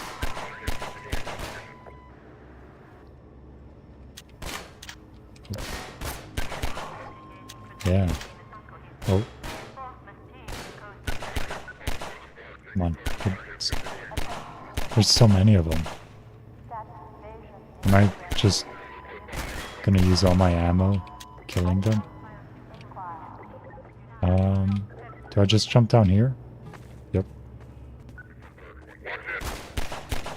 Ooh. Oh, I didn't want to do that. Okay, I'm safe.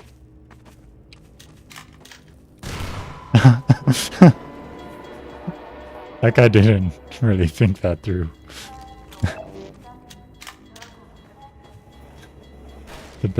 He blew himself up.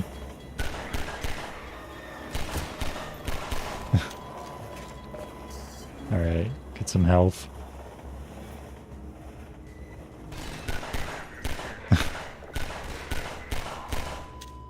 Wow, there's a lot of them.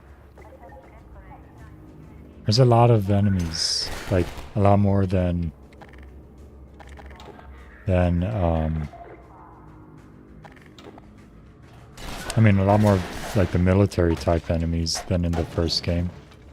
But I mean they're still all like basic, you know. Do my bullets go through the blue shield? Wait, what do you say? Helicopter peekaboo.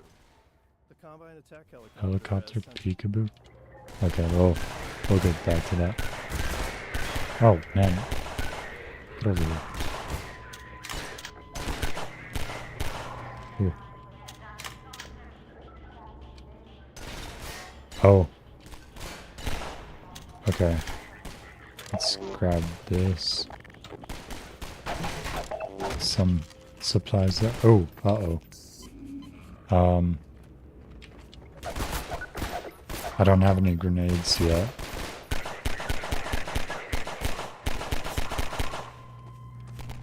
Oh, I can't go through that door. Gotta get back over here. Nice. Oh. There's a lot of noise. Train. What do you say? The most complex shader we made for the game was the water shader, Oh. which made full use of the newly available programmable graphics cards. When water was present, Oh, it has the reflections. first the underwater world for refraction, second a reflected view, and third the parts above the water. When rendering the water surface, we blended the refractive and reflective views, showing more reflection at glancing angles using the Fresnel equation. We also tracked the ground depth below the water's surface, making it more transparent and less refractive in shallow areas. Additionally, we had to create 2 alternate water rendering techniques for lower-end graphics cards.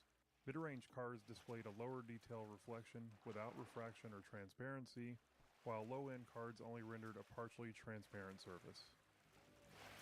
Interesting. That is a pretty complex shader, I guess. So the stuff further away from me is more reflective, like you can see the reflection of the gate, but then like the stuff near me is transparent so you can see through it. But then also, if I go into like the deep area, you look down and the water is less transparent. It's like more murky. Interesting. What do you say, Fresnel equation for the reflection?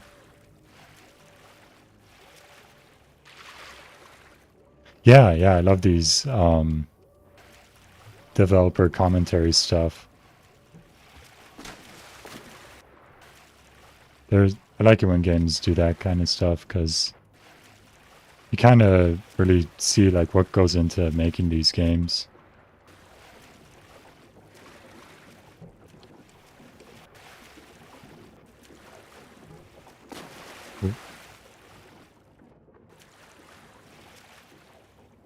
What does this one say? Interstitial scenes. As playtesting progressed, we often found areas where players lost track of their goal, which isn't uncommon in a game like Half-Life. To address this, we added smaller interstitial scenes to help guide players along their path and reinforce their objective. After finishing the bulk of development on our larger choreo scenes, like Kleiner's lab, putting these smaller scenes together became relatively straightforward. We discovered that using characters in these moments worked much better than relying on passive storytelling, or even some sort of reminder you'd find baked into a pause menu. I don't really understand what he means by like the smaller scenes, but oh, I guess this is what they mean. Guess those sirens are for you, huh? Good thing you found us. You're Hello. not the first to come through here by This is the Freeman. The Combine's reckoning. The Freeman. Come. That's me. Look, we're just a lookout for the Underground Railroad. Main station's right around the corner. They'll get you started on the right foot. Is this a literal underground railroad? To get you going. Oh, hello. Oh, your green lightning is charging me. Much better than the green lightning from the last game. Civil protection catches you down here, it's bad news for the whole railroad. We serve the same mystery. We serve the same mystery. Are you talking about that weird guy that apparently I work for? Boxcar Bill. This small scene originally featured 2 human characters, but later in development, we replaced one with a Vortigaunt. We wanted to show that Vortigaunts were coexisting with humans and resisting the Combine as well. We also introduced their ability to heal the player, although we didn't fully capitalize on that feature throughout the game. Vortigaunts became a useful narrative tool for keeping dialogue brief. Yeah, we saw one of the Vortigons like sweeping up trash in the train station too. So that's interesting. Fire. Fire probably hurts, doesn't it? How much though? How much? Yeah. A good amount. Particles. For the source engine, we Particles. expanding particle and special effects technology. This allowed for more realistic and complex particle movement, as well as more intricate shapes and shader effects. In particular, adding bump mapping to our particles features made a huge difference in the volumetric look of them. While later iterations of the source engine include a powerful particle system editor, the original version used in Half-Life 2 relied on handcrafted effects, each requiring a programmer to meticulously build the effect manually, which was a pretty labor-intensive process. Pretty sure I would shoot first, ask later if it's someone else. Yeah. Yeah, in Half-Life 1, I just remember those Vortigons would shoot you with green lightning.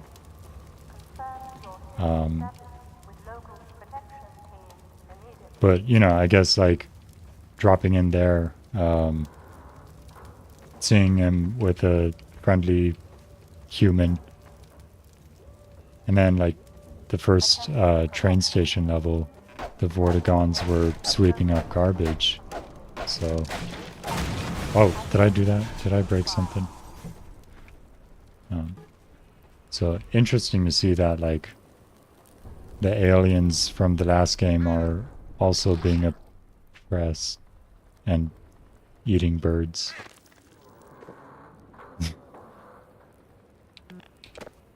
Is this another one of those tutorial things where they, like, show you a new enemy, show you what it does before you step into its tongue accidentally? Barnacle introduction. Because barnacles can be Barnacle. confusing when first encountered, we wanted to introduce them in a way that showed players their behavior at a safe distance. We decided to do that through a nature show style predator-prey scene. Is that thing dead yet? Always, scenes like this I take don't a know. lot of iteration to get players to reliably see.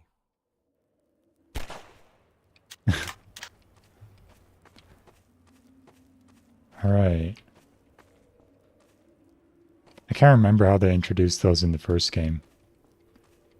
I think they did something kind of similar where it ate something. What was that noise? Oh, they're shooting at me now? Ooh. Oh, those people are dead. Oh, I was gonna say he shouldn't be standing there. That guy can, like, see him, but there's another one. Ooh. Oh man, there's a lot of them. Okay.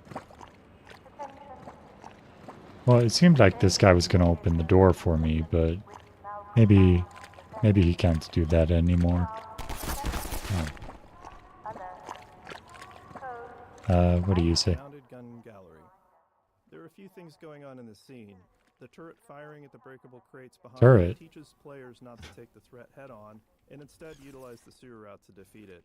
Sewer When route. they reach the turret, players enjoy using it in a shooting gallery with a wave of combine soldiers and dive-bombing scanners. Okay. Except, how do I take the sewer route? The sewer route is closed.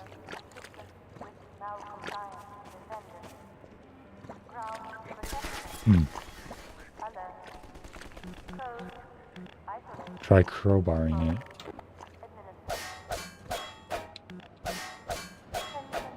No. That's not working.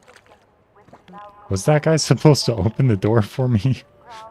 Sure hope not.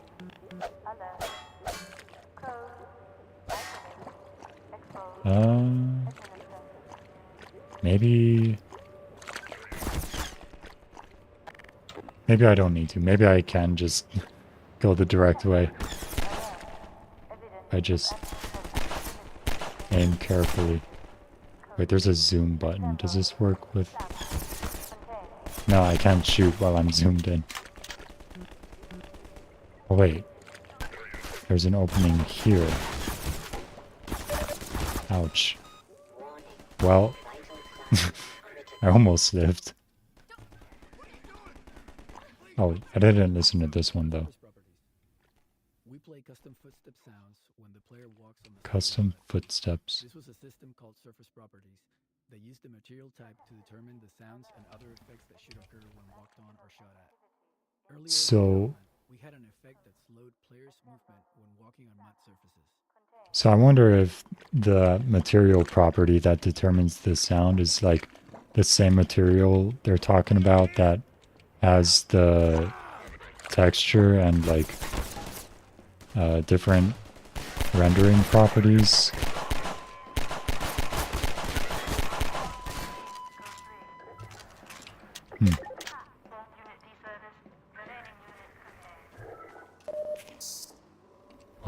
I made it through the pipe now. And they gave me so much health and armor. Station 12.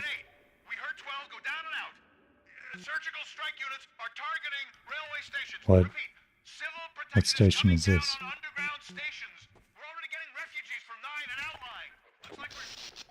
Oh. Station 8, do you copy? Station 8, are you there? We have confirmed reports of manhacks. Repeat, they're filling the underground with manhacks. Oh, here's that turret that commentary Bubble was talking about.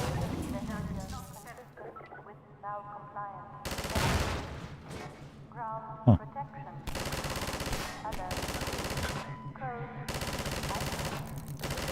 Ow. Ow. That thing is blinding.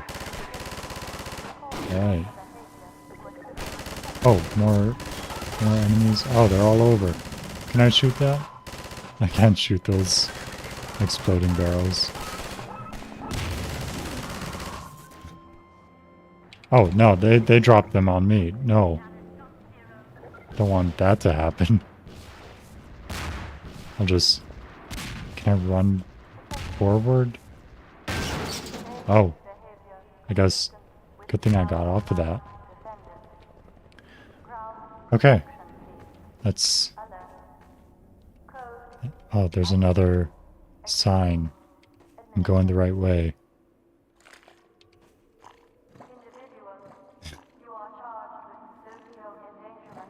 I won't kill these guys. They haven't hurt me yet. Only the police hurt. I don't wanna touch this. No, I have to kill it. Darn. I'm sure those are like some kind of endangered species, right? Or maybe more like an invasive species. Oh, you're alive. Hello. Keep going, friend. That station was raided, but there's others up ahead. I'm gonna stay here Okay. in case any others come through. Gotta keep the railway alive. Okay. So I guess it's not a literal underground railroad.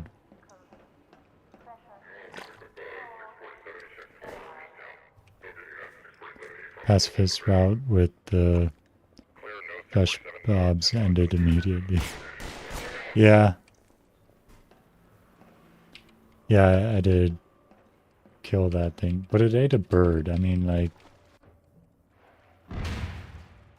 What am I supposed to do? Those guys, they didn't eat anything. Like the... Oh. Are those gonna explode?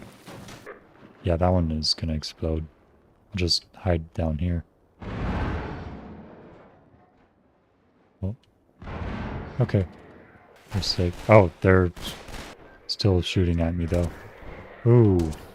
Look at those bullet trails in the water. I wonder if there's a commentary bubble about that. Alright. Oh. There's a lot more enemies there.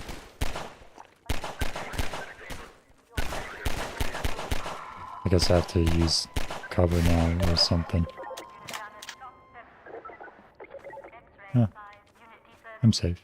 Running around a corner into a new area just to see enemies standing there is always awkward, and it makes the world feel less alive and more like a shooting gallery.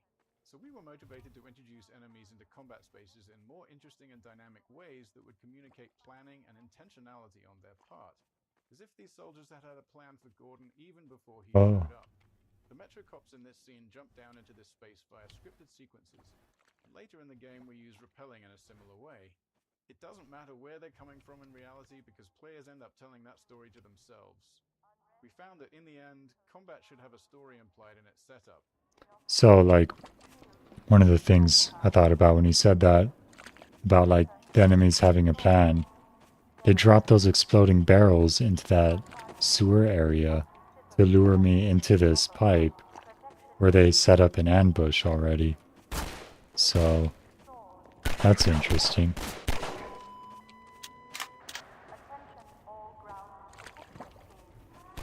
Oh, Oh, and now there's even more. Ooh. Let's get rid of these guys. It's kind of hard to see my crosshair.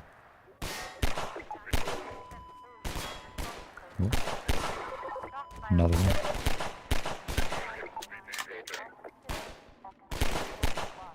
Yeah. Do I just have to... Oh wait, if I shoot the barrels, the bridge will explode, right? Yeah. Nice.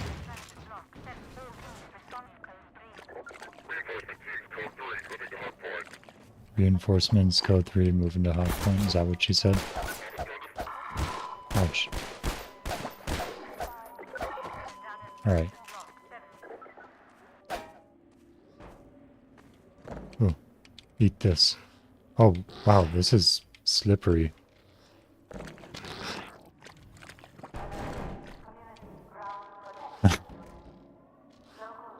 Barnacle bowling. This is a Barnacle fun bowling. example of how a bunch of design elements can come together in a matrix of interactions to create a memorable scenario for the player. We got barnacles, our physics simulations, slippery mud surface properties, and last but not least, explosive barrels. You've encountered all these on their own, but they're able to snap together naturally to create a moment we called barnacle bowling. That's fun. But that barrel's not exploding. And if I shoot it, that would mean that I'm killing the barnacles, not the explosion.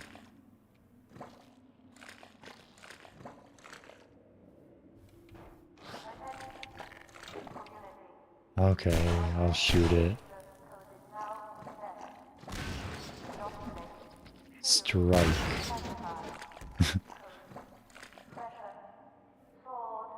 Well, there's a lot of them.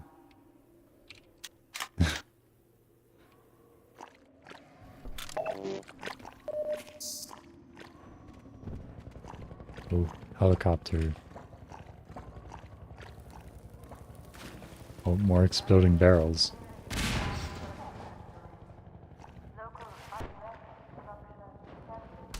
Oh, they're still shooting at me. Okay. Guns don't kill people, they just make bullets go really fast. So technically we didn't arm them. Right. Yeah, that's what it is.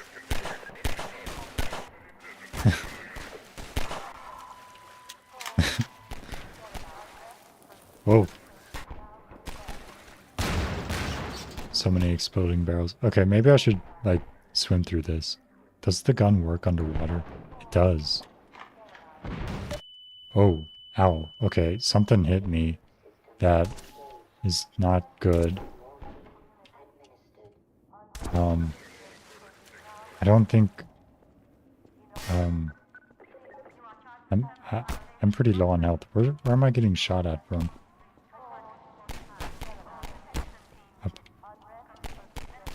Oh, way back there? I'm just gonna hide behind this post. He's way back there. He's got really good aim. I forgot I can sprint. Okay, here we go. Wow. You can see me underwater? I can't sprint swim. Okay. I think I'm safe here. Nope. Not safe here. Oh, I was so close to that health. Okay. Let's try this again. Okay, so we know things are gonna explode, and we know guys are shooting at me. Oh, those are gonna explode and hurt me.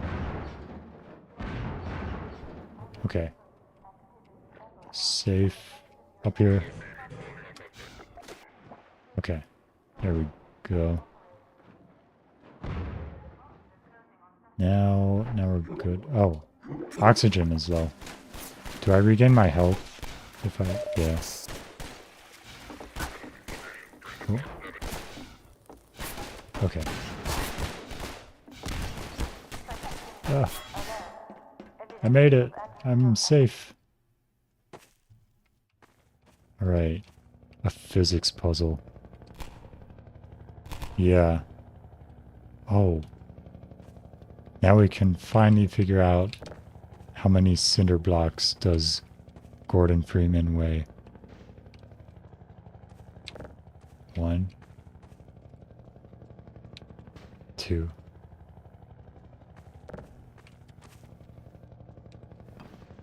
Whoops. I can't. There we go.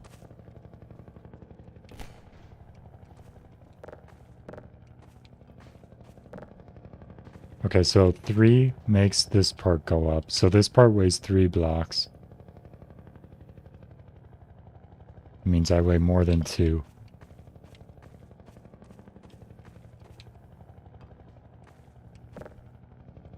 I probably don't need to do that for the puzzle. Often, simpler mechanics encountered earlier in the game are pulled from more complex ones as a form of training. The teeter-totter puzzle, the first physics-based contraption in the game, Yes. was actually derived from a later, more intricate washing machine puzzle in the canals. The A teeter-totter washing uses the same machine principle of puzzle. mass and ramps, but in a more straightforward way that players can directly interact with. Okay. Yeah. I think we know about teeter-totter puzzles. Oh, that's a helicopter. I'm glad that didn't see me and start shooting at me.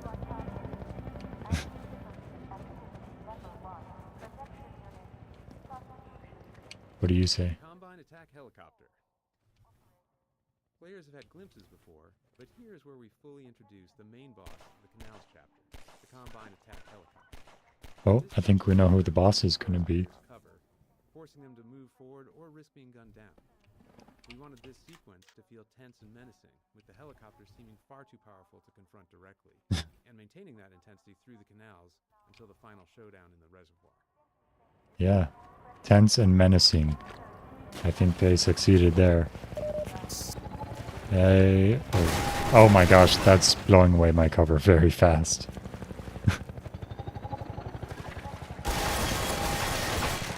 Jeez.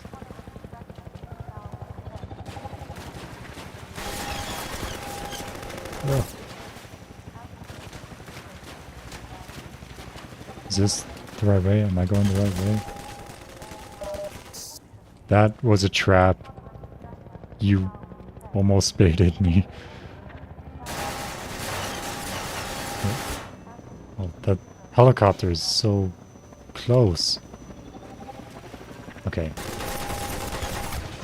Our playable character is at least 63.5 kilograms. Based on the average weight of a cinder block. Alright, cool.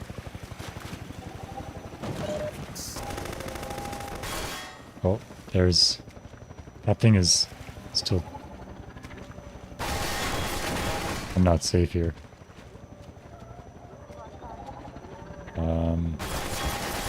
Very not safe here. So, like... Oh, but if I run fast enough, they can't catch up to me. Ouch.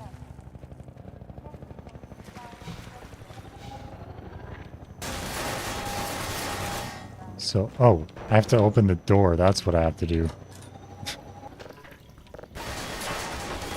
There we go. I can't close it though. Okay.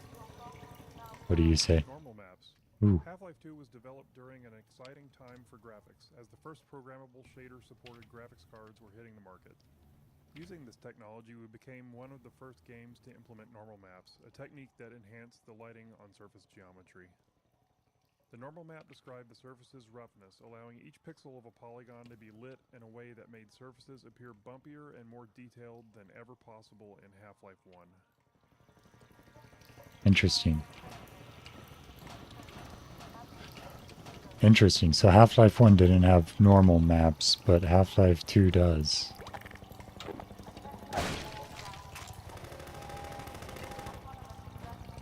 Oh, more bowling.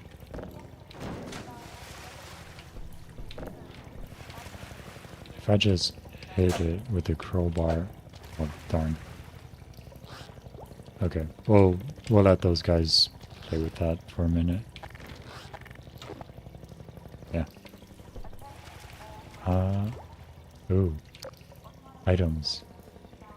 And an exploding barrel. What is this? Is that... Oh. Oh, that's a corpse. Right. I want that health, though.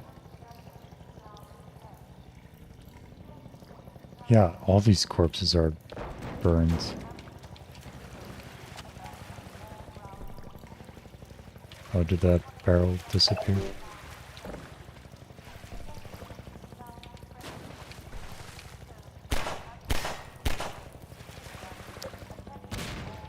Did it work? Did I get him? Yeah. What about those ones? Are those gonna, like, lick me? Or are they already dead? Huh. See how cool is that? Class is starting. Upgrade soon. Thanks for watching.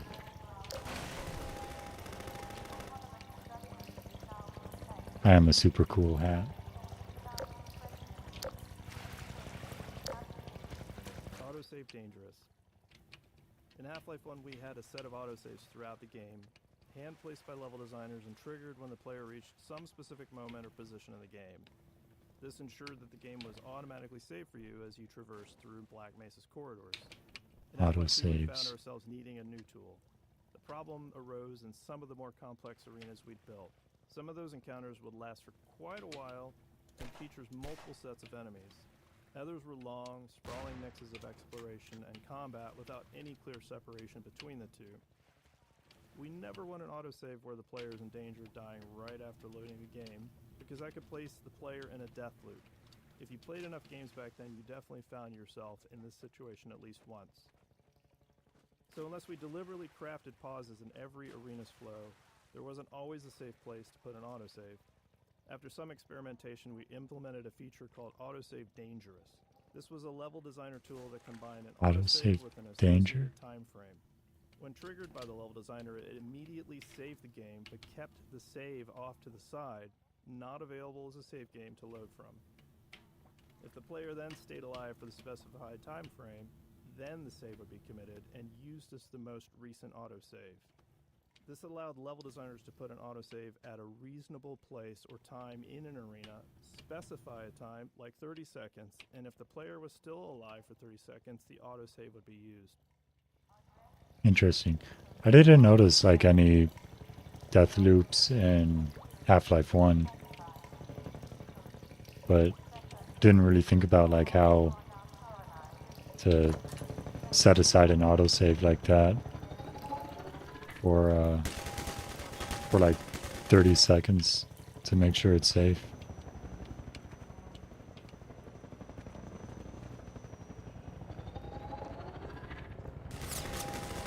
I wonder if there's something in that water. I don't see anything.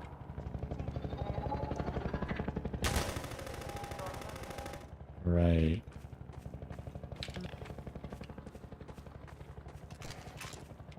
What do you say?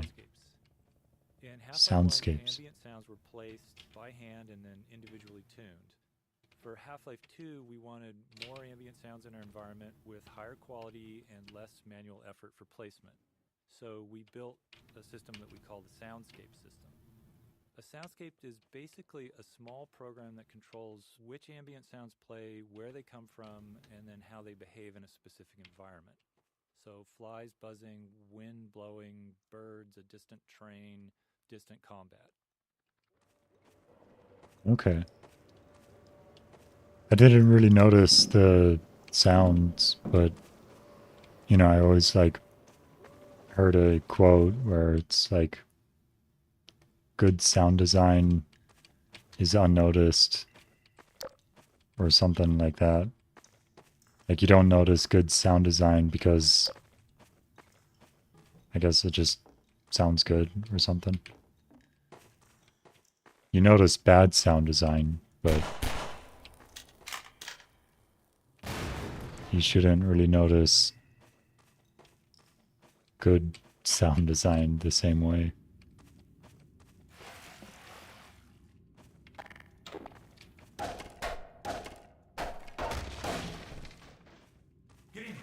hello. Civil protection is onto us. We're tearing up the railroad, covering our tracks. Looks like you're gonna be the last one through. Be glad you're not the guy they're looking for. I think I am. Doesn't stand a chance.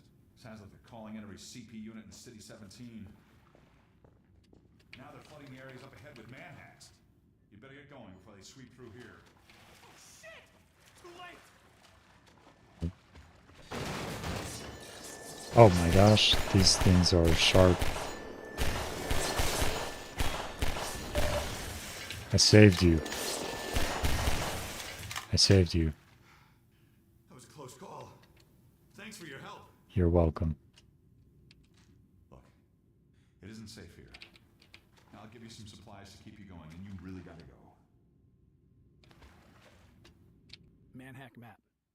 We called this guy Manhack Map. Manhack To give Map. players the sense that hundreds of citizens inhabited the hidden nooks and crannies of City 17. At this point in the game, it had been a while since players had seen a citizen, and we wanted to explain the significance of the Manhacks, which was the first physics-based enemy that we created. In the original concept, there was a video arcade in the city where players could fly Manhacks around to attack virtual citizens.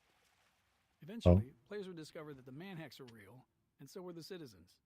As the Combine occupation became more fleshed out, this idea of a video arcade became an odd fit and eventually fell by the wayside.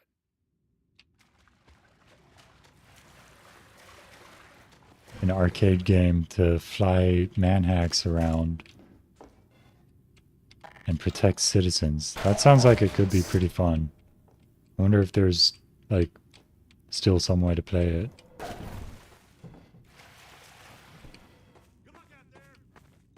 Good luck out there. Thank you, Manhack Matt. Oh, there's another one.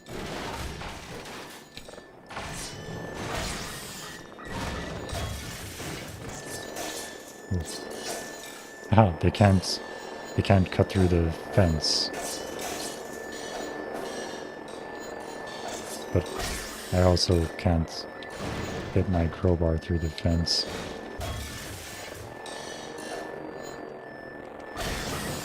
Where is it?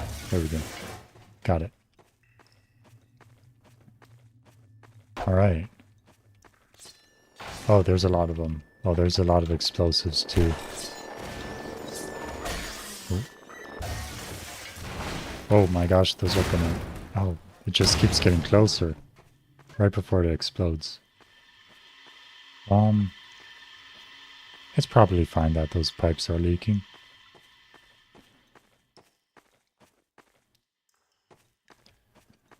Right.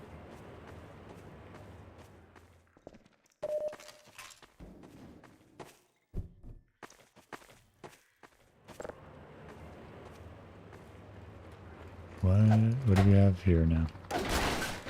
Oh, they're shooting at me. Let's get in here.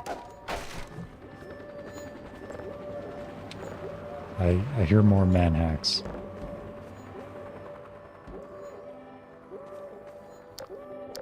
Okay. Ooh, can I go through this? I think I can. Oh, there's a manhack in the vent.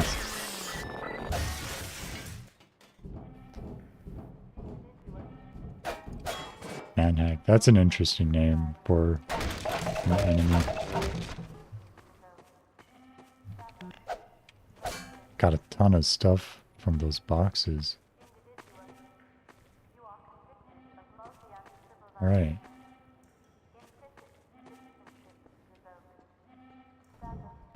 Let's get out of here.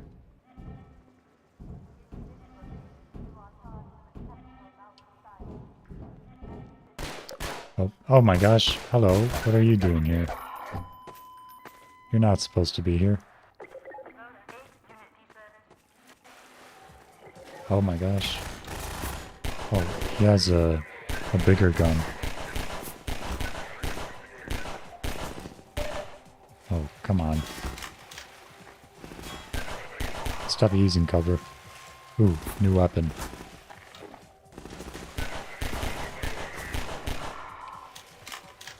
Ooh. Another scary vent thing. Is there a person here? Yikes. Ew, ew, gross. Get away from me. That guy doesn't look like military.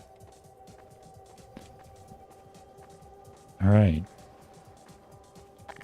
So I got a grenade now.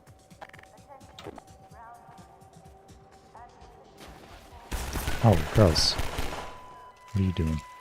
Another one? Okay. Ooh. What is this? Am I in like a water treatment plant or something?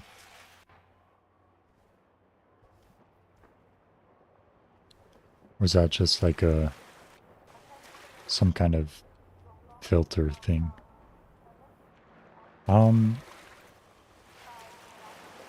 Right, so now where do I go?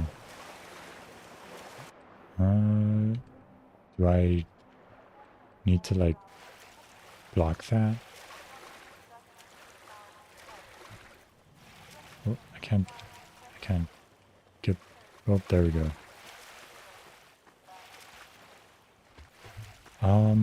So where do I go? Do I go down? Is there a way underwater? I see that, but there must be like some way to open this. Is this a gate? Can I open it? I don't know.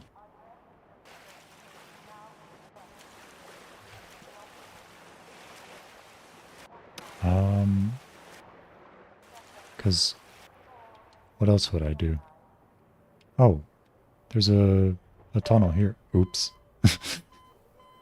Yeah, I kind of got squished there. Oh, you're back. I'm scared of you guys again. I'll put that there. Because there's gonna be a guy that jumps down there. But before that, let's grab this. Kill this thing. Gross. Alright.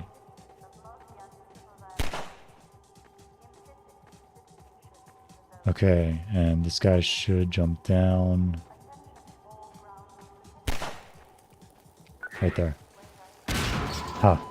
Got him. Alright. Okay, we know how to solve this puzzle now. And it's by not getting squished. I did it. So the aux power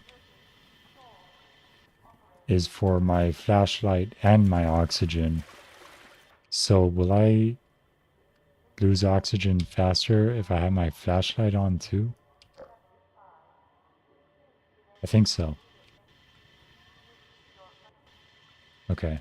Need to regen, breathe, and stuff.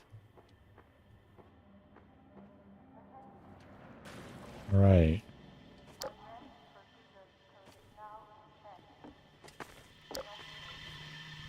Hello. Ow, I can't see anything. Get away.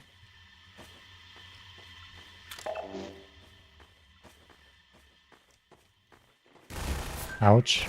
Ouch. That's a lot of bullets.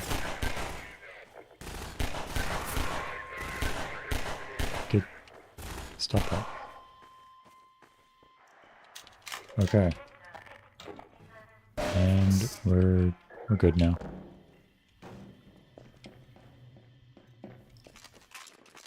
Oh, there's another guy there.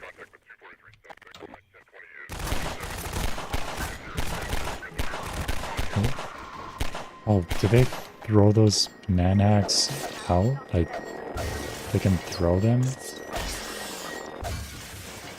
Okay.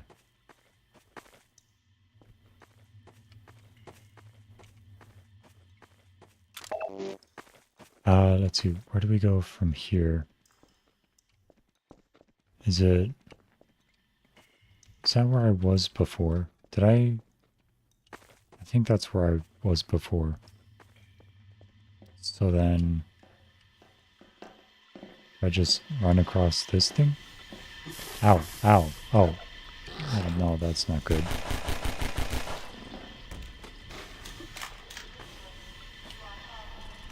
Okay.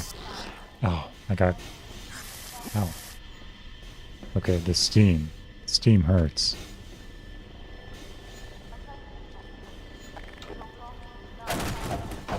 I like these little signs, show me what way to go.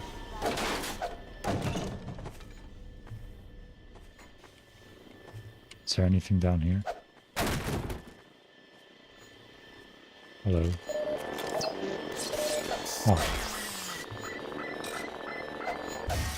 Okay. Got rid of that thing. Alright, and more swimming.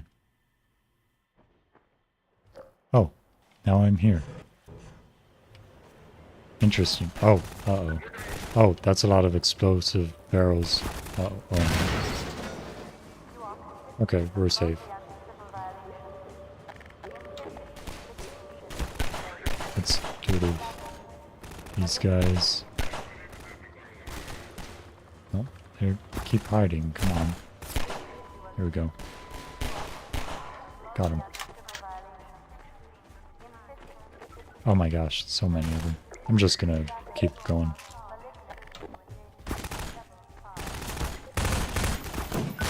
Oh. Didn't realize I had that. Alright. There we go.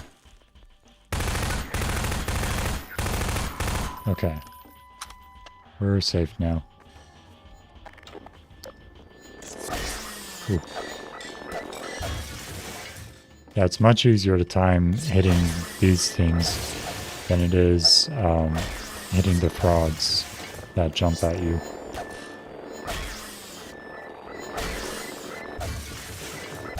Alright. Got it. Let's see now. Through the vents. Oh my gosh, so many explosions are just waiting for us here. Oh. And these things. Come on.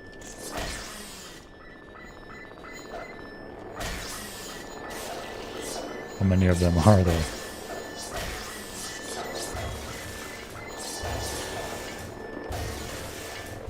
So many of them. Is that it? There's a few underneath that barrel, but I think we're fine. Explosive barrel factory. Room, filled with an absurd number of exploding barrels, inspires some good-natured debate within the team around how far to push the plausibility of our world.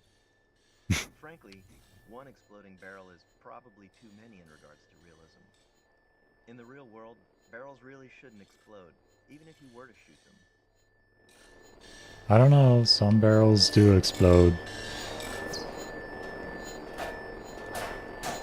And if there's an exploding barrel factory, then definitely dangerous. I mean, like, what kind of chemicals do you think would be in these barrels? Like, gasoline. I think even if a barrel was full of gasoline, it still wouldn't explode, but there definitely could be some, like, volatile chemicals.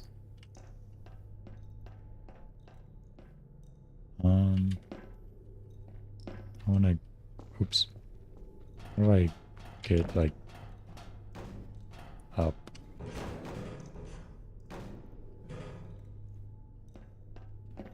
Can Can I get up there? Do I need to like grab this thing? Yeah, there we go. And then just make it balance on the pipe. Just like that. Here we go. Whoops. Oh. Well, we're good. I guess we can just go this way. Danger, high voltage. And flammable. Yes.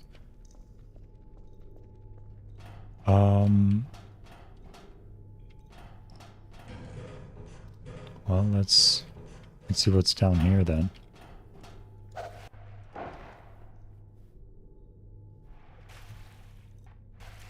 I mean, there's health and stuff, but I don't need that. Is there a way to raise the water level? I think that would be helpful. There must be like a valve or something. Ah, a valve. It's like I'm playing a Valve game. Look at that. Right there, a valve.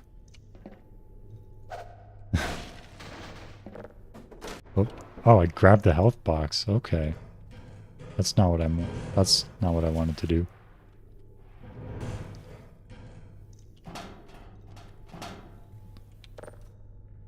Do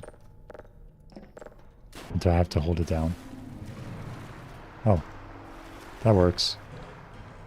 I did it. So now I think like there's something in this room now. Down here. Yep. Right there. Perfect. I don't have to worry about those manhacks like being underwater, do I? Oh. I can break these. Oh wait, I have no air. Uh-oh.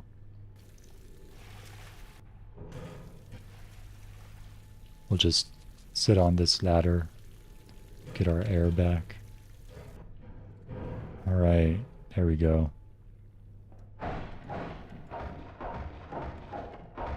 Oh. And I bet these giant spools are indestructible, because we can totally destroy these wooden crates. And they needed to give people a way to get across this water, even if they destroy all the wooden crates.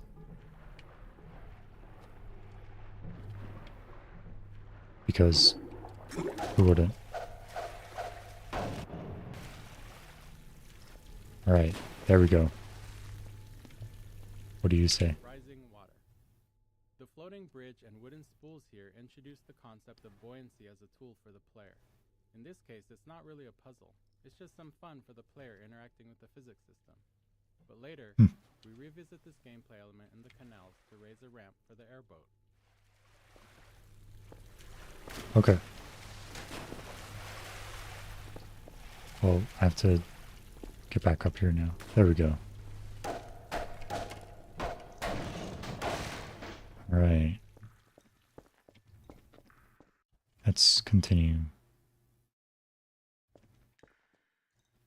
Okay. Actually, it's getting kind of late. So, I'm going to save it here. New save. Okay, yeah. I think that's pretty good.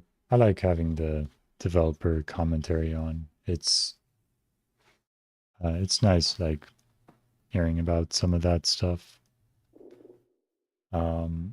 So I saved it. I will end it here. So thanks for watching. Mordecai, bye.